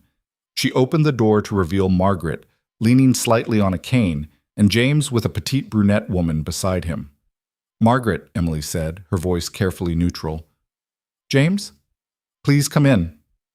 "Emily." Margaret's voice was equally careful. She held out a small wrapped box. "I brought you something. A peace offering, I suppose." Emily took the box, her expression unreadable. "Thank you. Come in, please. Dinner's almost ready." As they filed into the entrance hall, James gestured to the woman beside him. "Emily, Victor, this is Sarah. Sarah, my brother Victor, and his wife Emily." Sarah had warm brown eyes and an open, friendly face. She stepped forward and offered her hand to Emily first, which Victor noticed and appreciated. "It's so nice to meet you," Sarah said. James has told me so much about you both. Thank you for including me tonight. Of course. Emily's smile became more genuine. Any friend of James's is welcome here. Can I get you something to drink? They moved into the living room, and Victor watched the dynamics carefully. Margaret settled into an armchair, her movement still slow and pained from the accident. James and Sarah took the sofa, sitting close together with the easy comfort of a couple who'd been together for a while. Emily excused herself to check on dinner, and Victor started to follow, but Margaret's voice stopped him. "Let her go," she said quietly. "I'd like a word with you first, if I may." Victor exchanged a glance with James, who gave a small nod. "I'll make sure this doesn't go sideways." Reluctantly, Victor sat. "I've been thinking about what to say tonight," Margaret began, her hands folded on top of her cane. "How to prove that I meant my apology, that I'm actually trying to change, but everything I came up with sounded hollow, performative." She paused. "So I'm just going to be honest. I'm terrified right now." That was not what Victor had expected. Terrified of what? Of failing, of reverting to old patterns and losing you for good. Margaret's voice was steady, but her knuckles were white where she gripped the cane. "I've spent 60 years being a certain kind of person, Victor. Proud, critical, always focused on appearances and status. That doesn't disappear overnight just because I had a car accident in a moment of clarity." "No one expects it to," Sarah said gently, surprising everyone. "Change is a process, not an event. What matters is the intention and the effort." Margaret looked at the younger woman with something like gratitude. "You're very kind. James is lucky to have you." "I'm the lucky one," James said, taking Sarah's hand. "She's the one who put up with me while I figured out how to actually be a decent person instead of just coasting through life." The front door opened and closed, Emily returning from the kitchen. She appeared in the doorway holding a tray of appetizers, and Victor saw the moment she registered the atmosphere in the room. Her shoulders relaxed slightly. "I hope everyone's hungry," she said, setting the tray on the coffee table. "Dinner will be ready in about 15 minutes. "It smells wonderful," Margaret said. "Emily, I wanted to say something before we eat, before the evening gets away from us." Emily sat beside Victor, her hand finding his automatically. "All right." Margaret took a breath, and Victor saw how much effort it cost her to do what came next. "I owe you an apology. A real one. Not the half-hearted thing I gave over the phone from the hospital. I was cruel to you for 3 years. I made you feel unwelcome in your own home. I criticized everything about you, and I actively tried to drive you away from my son." She paused. "And the worst part is that I convinced myself I was doing it for Victor's sake, that I was protecting him from making a mistake. But the truth is, I was protecting myself." "From what?" Emily's voice was quiet. "From losing control. From admitting that my son had grown beyond needing me to make his choices for him. From facing the fact that the values I'd built my entire life around, status, appearance, pedigree, might not actually matter as much as I'd told myself they did." Margaret's eyes were bright with unshed tears. "You represented everything I'd been taught to dismiss. You were kind where I was cutting, genuine where I was performative, content where I was constantly striving, and instead of learning from you, I tried to destroy you." The silence that followed was heavy with emotion. Victor felt Emily's hand trembling in his. "The accident didn't change me," Margaret continued, "but it gave me the clarity to see what I'd become, and I didn't like it. I don't like it." She looked directly at Emily. "I'm not asking you to forgive me or trust me or even like me. I'm just asking for the chance to prove that I can be better, that I can be someone worthy of being in your life, instead of someone who makes your life harder." Emily was quiet for a long moment, her fingers tight around Victor's. When she finally spoke, her voice was measured and careful. "I appreciate your honesty. And I appreciate that you're acknowledging the specific ways you hurt me instead of making vague apologies." She paused.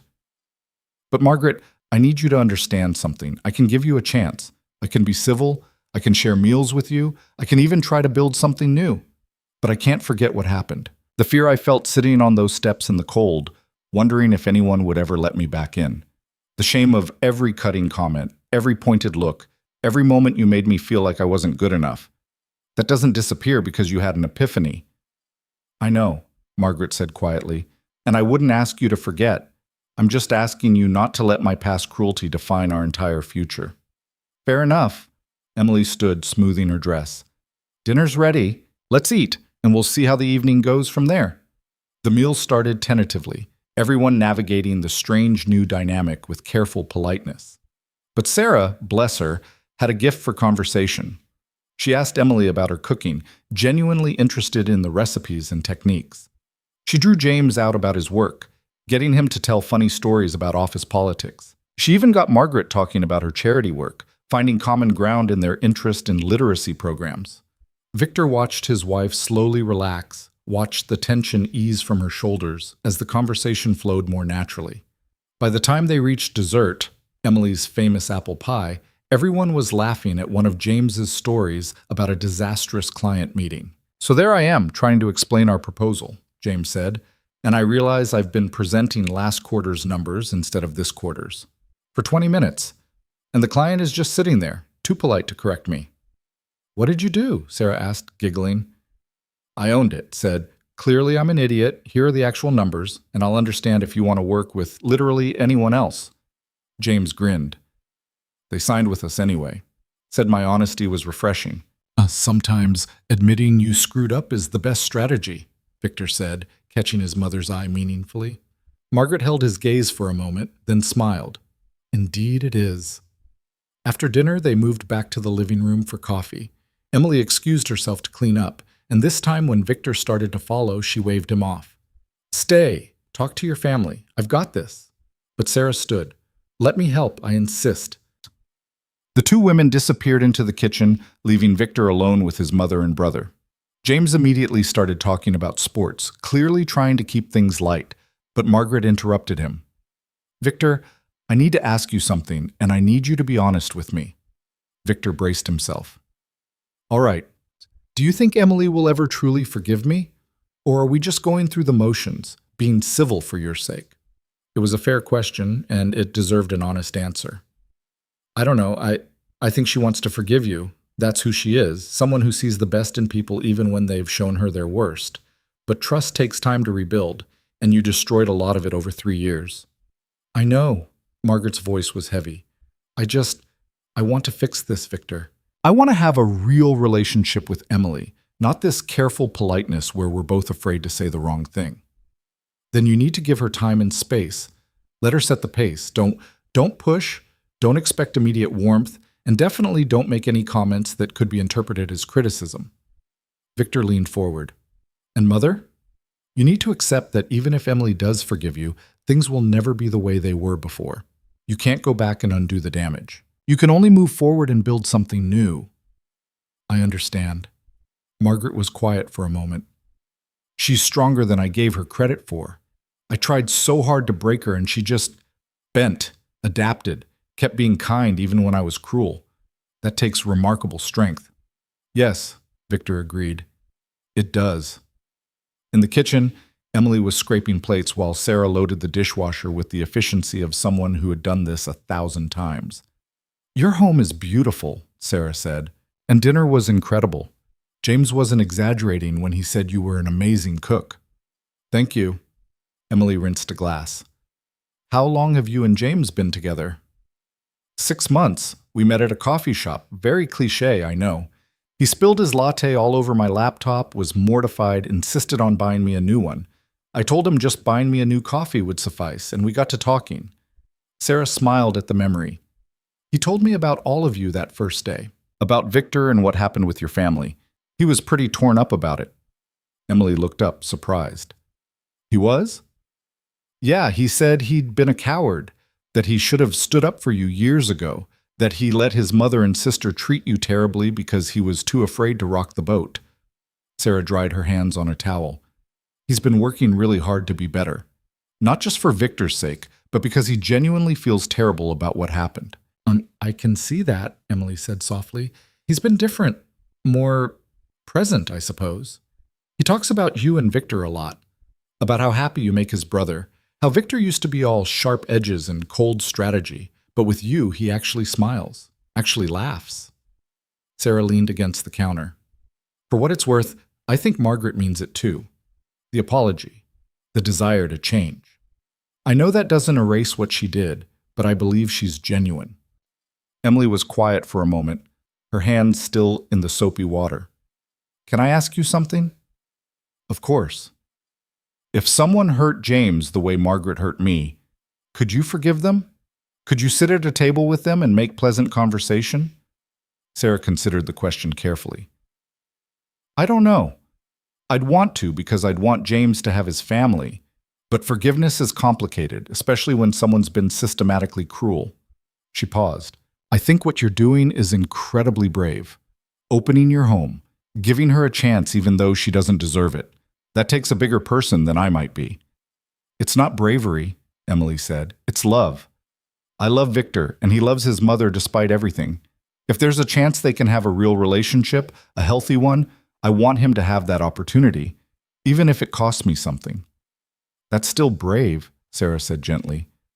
Love doesn't negate courage. Sometimes it requires it. They finished the dishes in companionable silence. When they returned to the living room, Victor looked up and smiled at Emily. A real smile, warm and full of affection.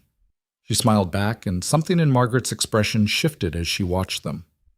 Emily, Margaret said as Emily sat down, I wanted to thank you for this evening, for opening your home to me after everything. That took grace I'm not sure I would have had in your position. Well, Emily said, settling beside Victor, we all have to start somewhere. The rest of the evening passed more easily.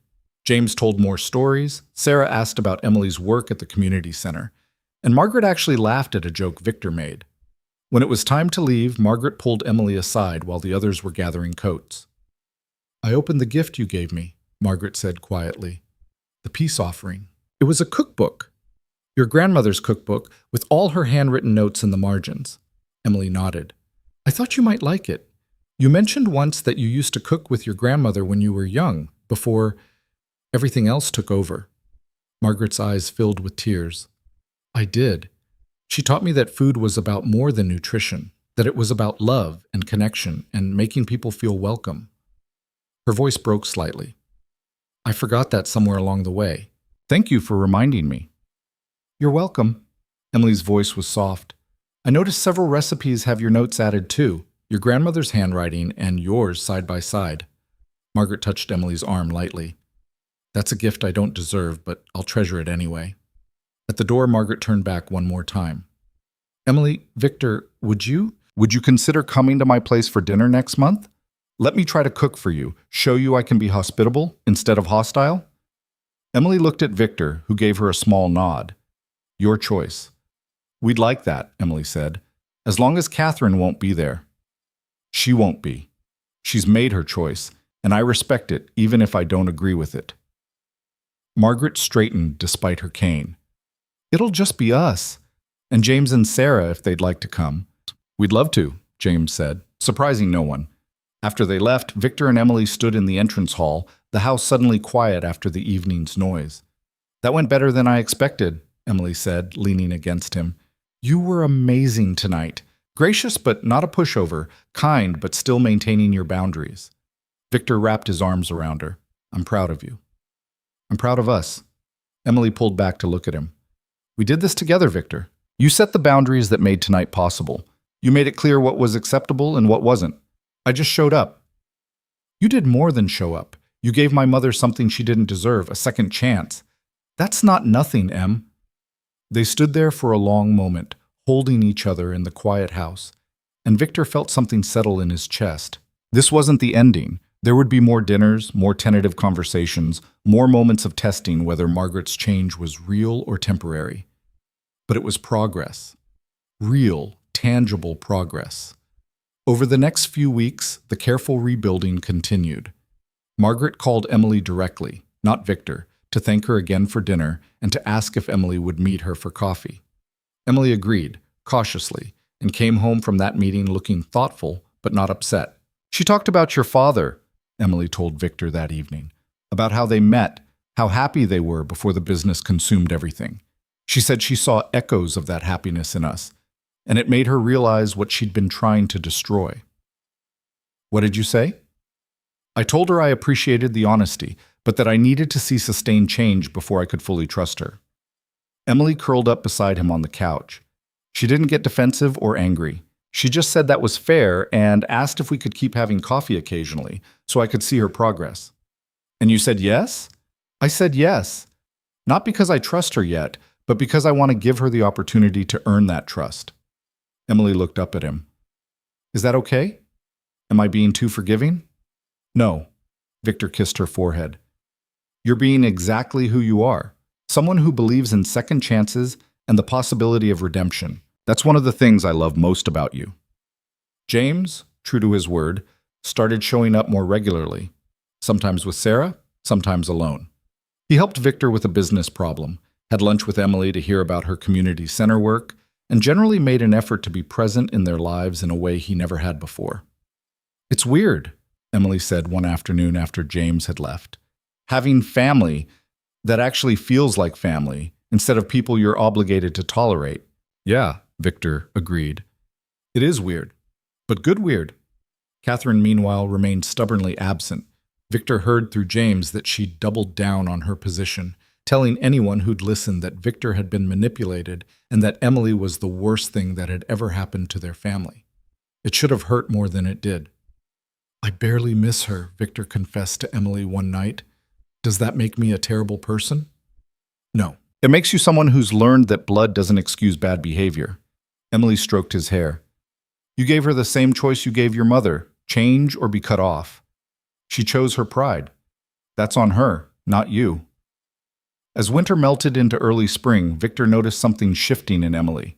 She smiled more easily, laughed more freely, moved through their home with the confidence of someone who finally felt safe in her own space. The constant tension she'd carried for 3 years, the wariness, the careful monitoring of her words and actions, had eased. One Saturday morning, Victor found her in the garden, planting flowers in beds that had been empty since they'd moved in. I always wanted to do this, she said, not looking up from her work. But your mother said the professional landscapers would handle it, that I'd just make a mess. So what changed? Victor knelt beside her, enjoying the sun on his face. She's not here to tell me no anymore. Emily grinned at him, dirt smudged on her cheek. And even if she were, I'd do it anyway. This is my house, my garden, my life. She doesn't get a vote. Victor laughed and pulled her close, not caring about the dirt or the grass stains.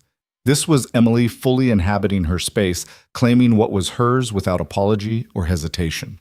It was beautiful to watch. That evening, as they sat on the back patio watching the sunset, Emily's phone buzzed with a text. She looked at it and smiled. Your mother wants to know if we'd like to come to her place next Friday for dinner. She says she's been practicing her recipes and thinks she's ready. What do you want to do? Victor asked. Emily thought about it, really thought about it. Then she smiled. I want to go. I want to see if she's as changed as she claims to be. And if she's not, she shrugged, then we'll know, and we can adjust accordingly. Okay. Victor pulled her closer. Then we'll go. As the sky turned pink and gold, Victor reflected on how far they'd come in just 2 months. From that terrible night when Emily had sat locked out in the cold to this moment, sitting in their garden planning dinner with his mother. It wasn't perfect. There was still wariness, still healing that needed to happen, still the possibility that Margaret would revert to old patterns. But it was something. It was hope and effort and the genuine possibility of change. And for now, that was enough. Friday arrived with the first real warmth of spring. Emily stood in front of their bedroom mirror, changing her outfit for the 3rd time, and Victor watched from the doorway with affectionate amusement. You look beautiful in all of them, he said. Pick one and let's go before you talk yourself out of this. I'm not going to talk myself out of it. Emily settled on a soft coral blouse and dark jeans. I'm just nervous. This feels different than having her come to our house. We're going to her territory now. And if at any point you want to leave, we leave. No explanations, no apologies, we just go. Victor crossed to her and turned her to face him. You're in control here, Em. Not her, you. Emily took a deep breath and nodded. Okay, let's do this. The drive to Margaret's penthouse took 30 minutes. Victor felt Emily's tension rising as they got closer, her hand tight in his. When they pulled into the underground parking garage, she didn't immediately get out of the car. What if this is a mistake? She asked quietly. What if she's just been playing nice until she could get us somewhere she has the advantage? Then we'll know who she really is, and we'll leave. Victor squeezed her hand. But Em, I've been watching her these past 2 months. The way she talks to you, the effort she's making. I think she's genuine. I think she really is trying to change. You think or you hope? Both, he admitted. But I'm willing to find out which one is true. Are you? Emily nodded slowly. Yeah, I am. They took the elevator to the top floor, and Victor used his key to access the penthouse. The door opened to reveal Margaret waiting in the entrance hall, dressed simply in slacks and a sweater. No pearls, no designer labels, no armor. She looked almost vulnerable. You came, she said, and Victor heard the relief in her voice. I wasn't sure you would. We said we would, Emily replied. We keep our promises. The barb was gentle but there, a reminder of all the times Margaret hadn't kept hers. To her credit, Margaret acknowledged it with a small nod. Come in, please. Dinner's almost ready. I hope you like roast chicken. I used one of the recipes from your grandmother's cookbook. The penthouse looked different than Victor remembered. Softer somehow, less like a showroom and more like an actual home. Fresh flowers in simple vases, books stacked on side tables, a throw blanket draped over the couch. Margaret saw him noticing. I've been making some changes, she said, trying to remember what a home is supposed to feel like instead of what it's supposed to look like. She gestured toward the dining room. Please, sit. Can I get you something to drink? Wine would be nice, Emily said, settling into a chair. Victor sat beside her, close enough that their shoulders touched. Margaret poured wine with slightly shaking hands and served dinner with careful attention to detail. The chicken was perfectly cooked, the vegetables roasted to caramelized sweetness, the presentation simple but elegant. It was clear she'd put genuine effort into this meal.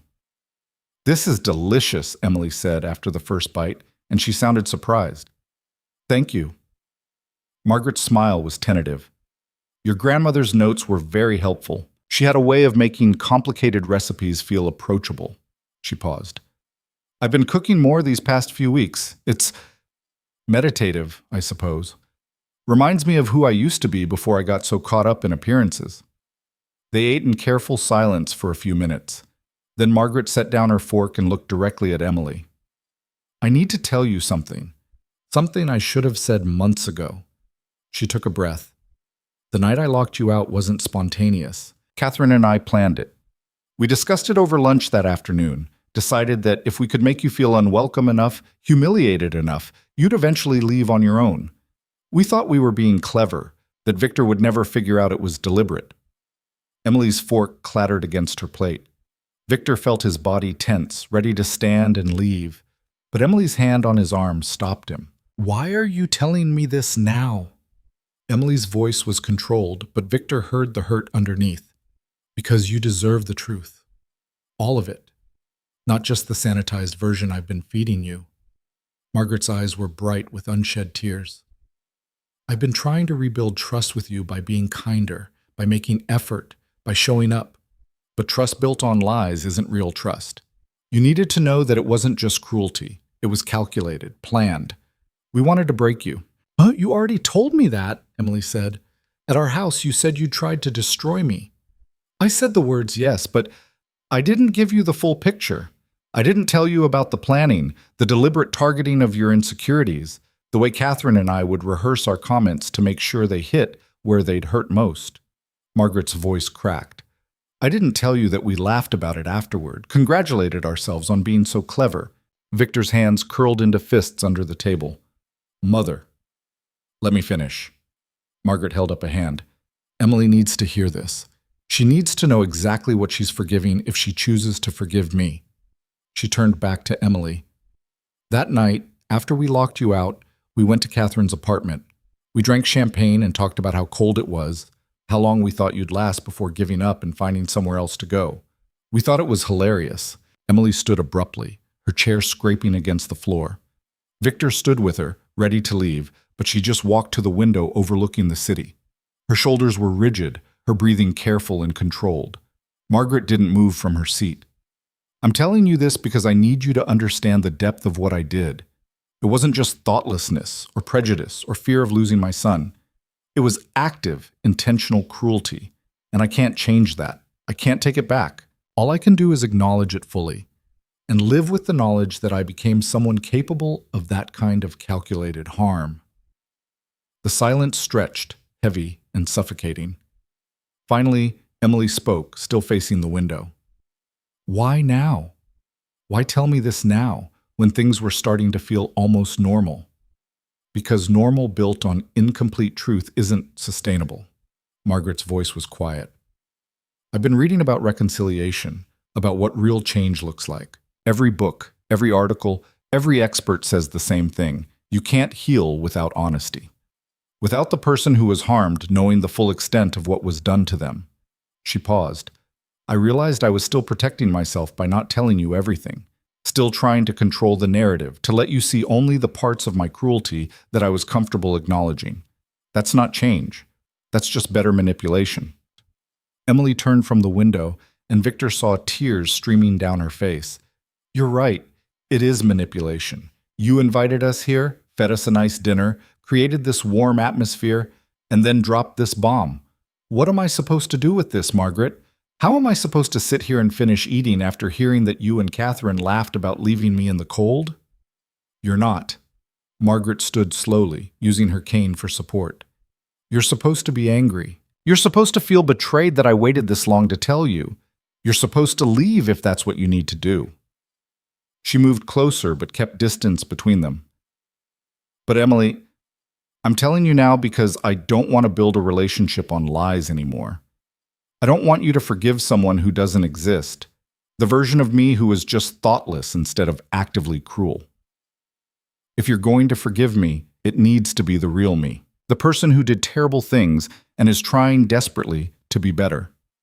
Victor watched his wife struggle with this revelation, saw the pain and anger and confusion warring on her face. He wanted to step in, to protect her, to get her out of here. But he also understood what his mother was doing. And part of him, the part that had learned negotiation and strategy from this same woman, recognized it as a power play of a different kind. Not manipulation for personal gain, but radical honesty as a foundation for something real. I need a minute, Emily said, her voice shaking. I can't be in this room right now. The study is through that door, Margaret said, pointing.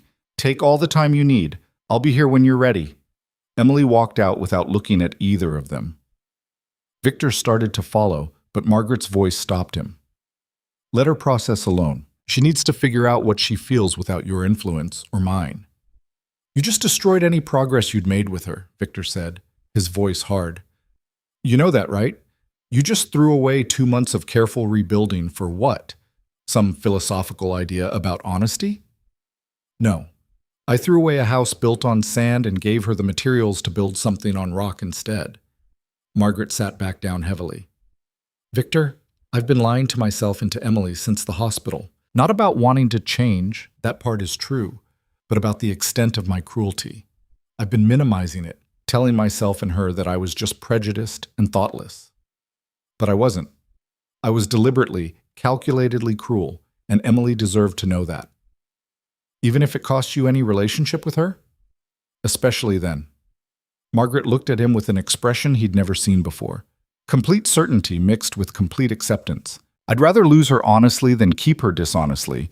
The version of me that did those things would have protected the lie to maintain the relationship. The version I'm trying to become tells the truth even when it cost everything. Victor sat slowly, trying to process what his mother had just done. It was either the bravest or most self-destructive thing he'd ever seen, and he couldn't tell which. You planned this, he said. This whole dinner, the warm atmosphere, the cooking from Emily's cookbook. You set the stage for this confession. Yes. Margaret didn't deny it. I wanted her to see that I can create warmth and welcome, that I can put effort into making her feel valued. But I also needed her to know the full truth. Both things can be real. My genuine desire to change and my past pattern of manipulation. Victor stopped, unsure how to finish the sentence. In the study, Emily paced back and forth, her mind racing. Margaret's words echoed in her head, planned it, laughed about it, congratulated ourselves. The image of Margaret and Catherine sitting in a warm apartment drinking champagne while she sat on cold stone steps made her stomach turn. But underneath the pain and anger, something else stirred. Margaret had told her this knowing it could destroy everything. Knowing Emily might leave and never come back. That wasn't manipulation.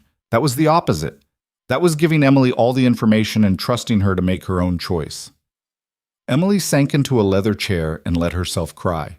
Not the controlled, quiet tears she'd shed in the dining room, but deep, racking sobs that released 3 years of accumulated hurt.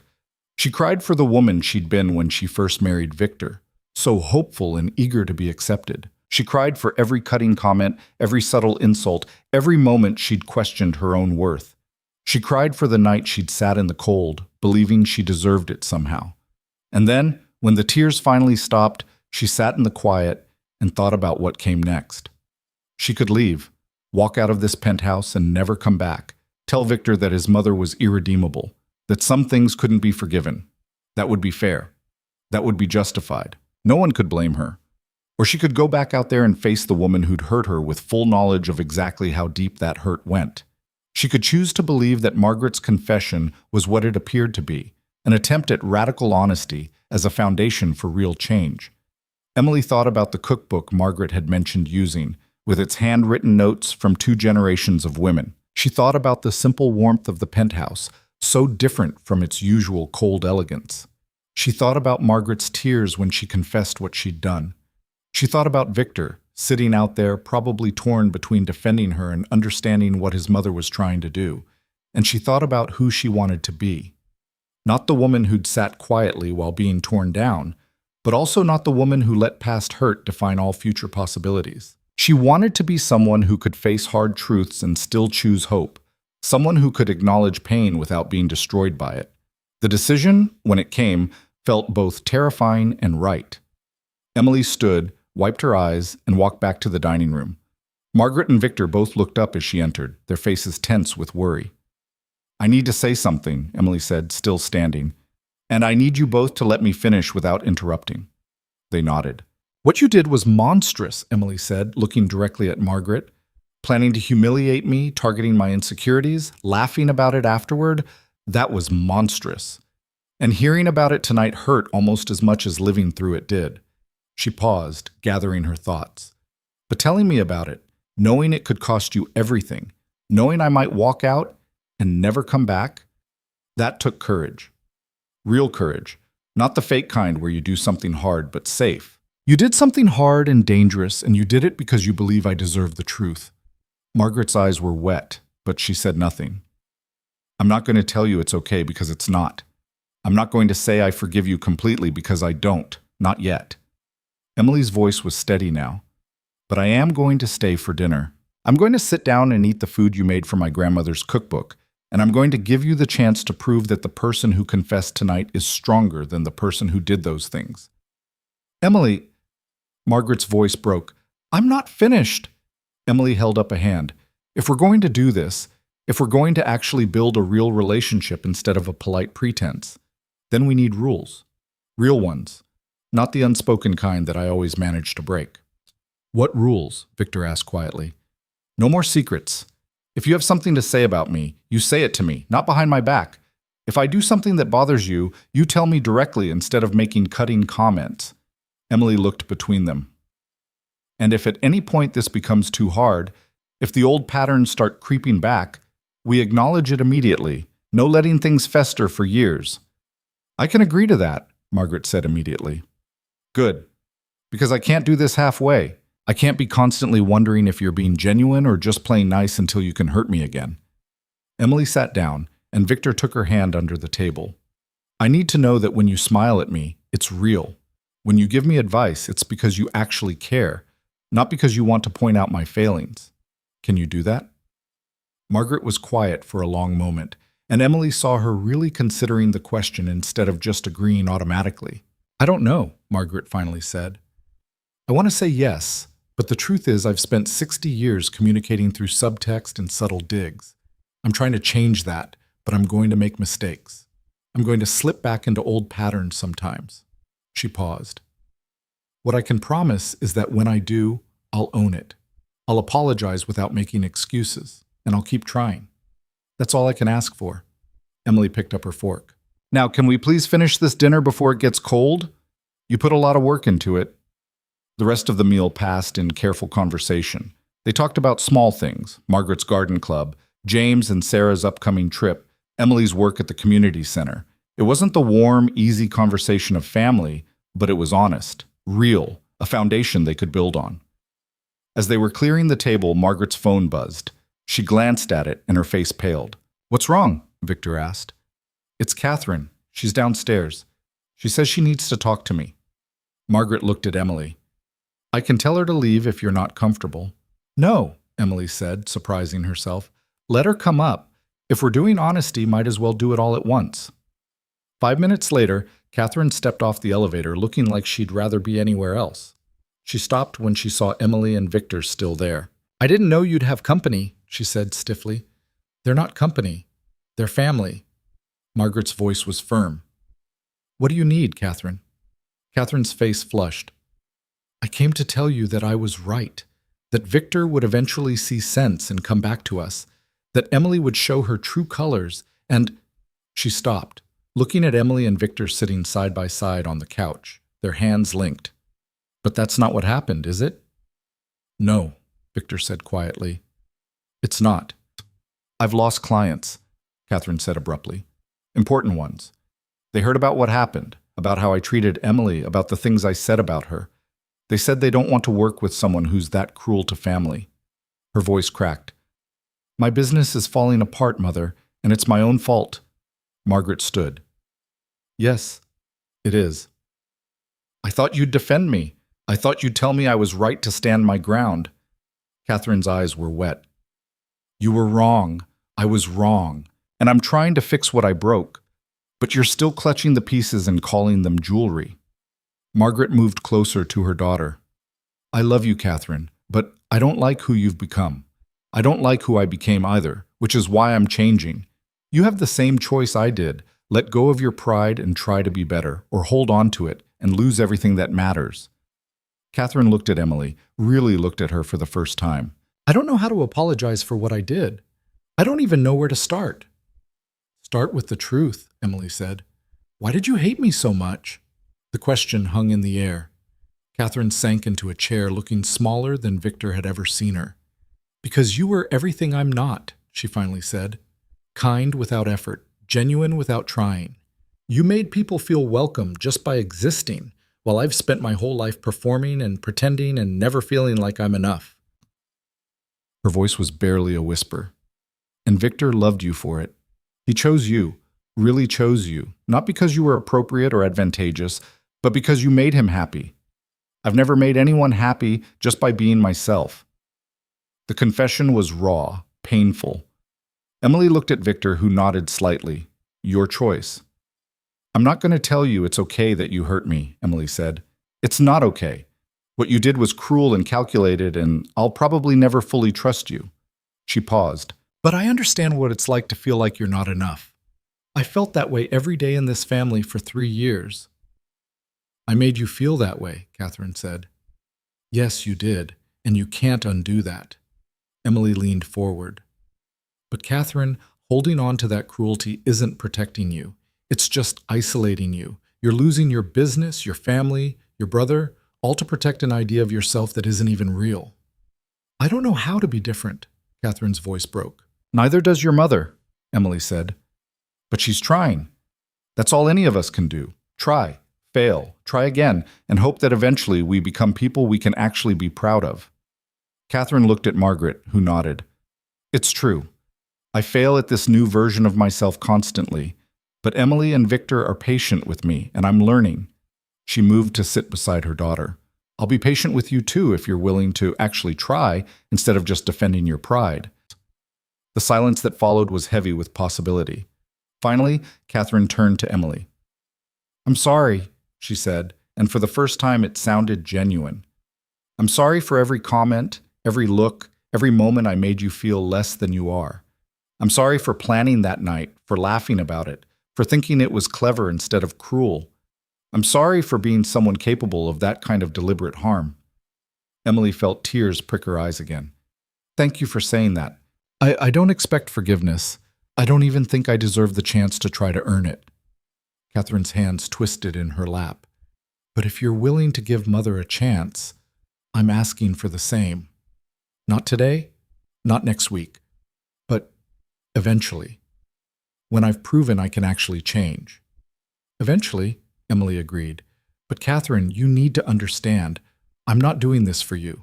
I'm doing it for Victor, because he deserves to have his family back if they can actually be family, instead of just relatives who share DNA.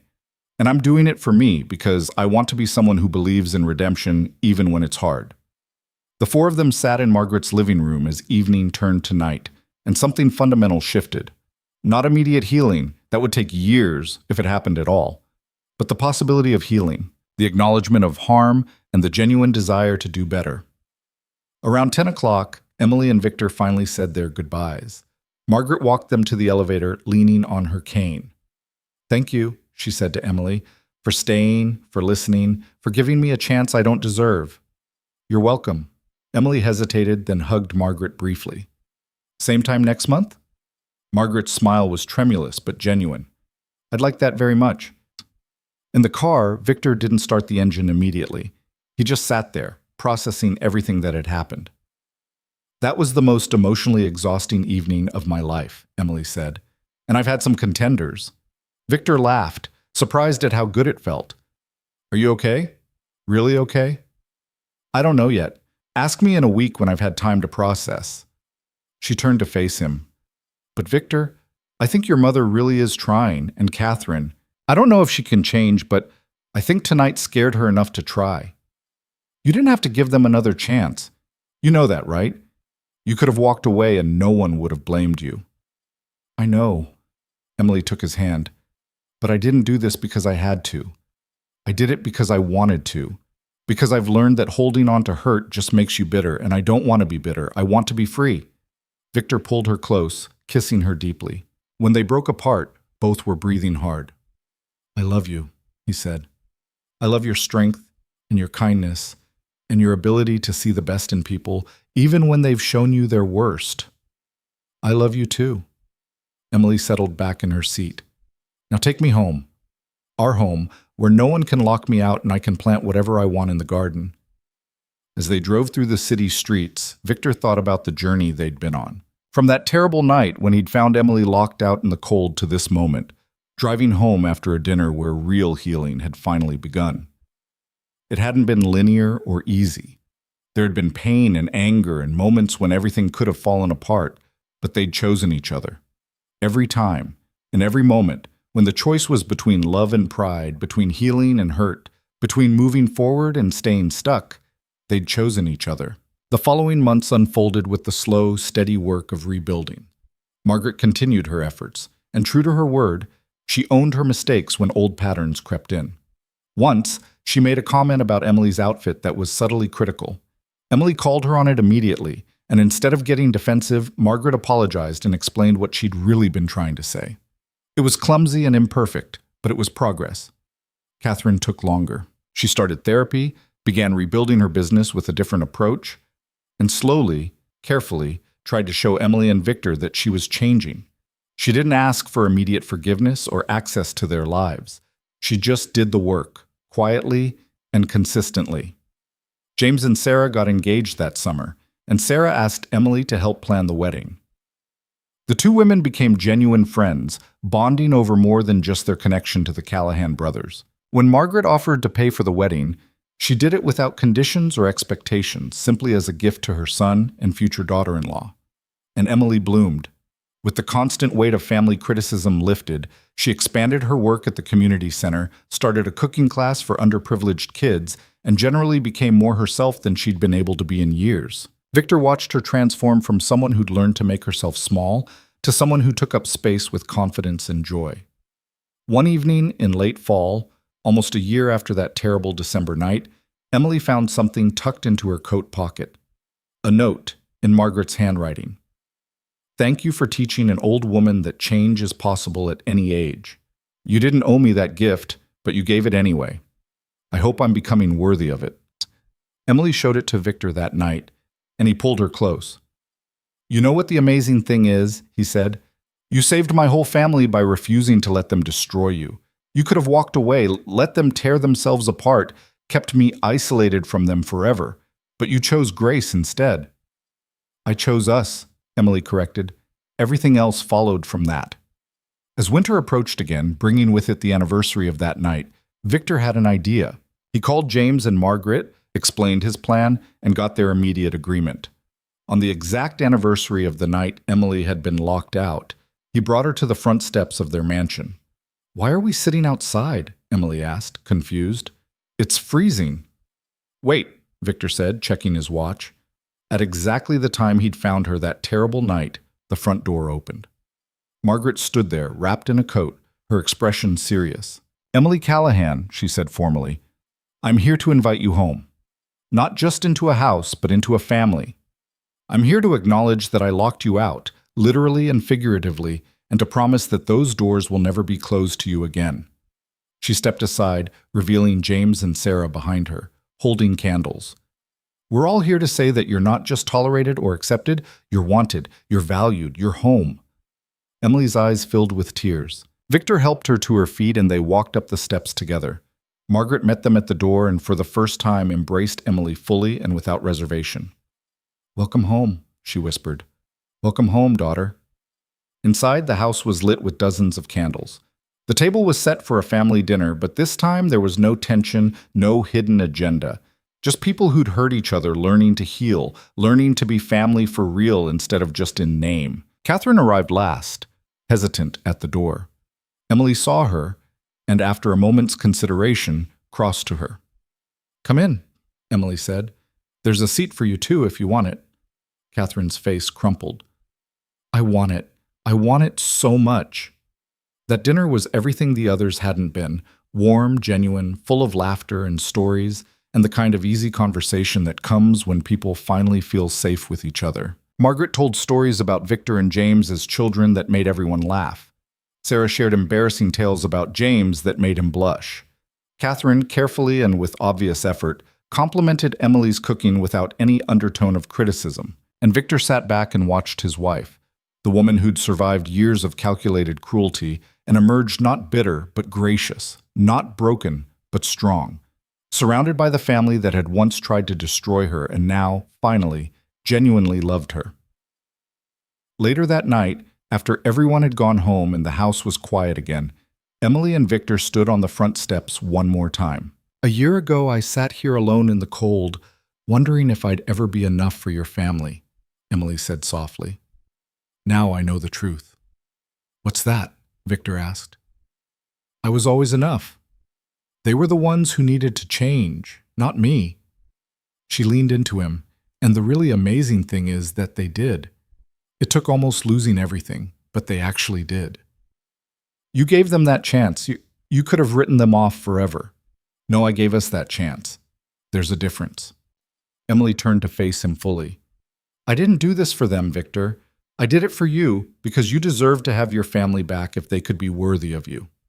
And I did it for me because I needed to prove to myself that I could face the people who hurt me and not be destroyed by it." Victor kissed her under the stars, on the steps where she'd once sat alone and cold, and felt everything come full circle. From that terrible night to this moment of genuine peace, they'd fought for each other, for their love, for the possibility that people could actually change.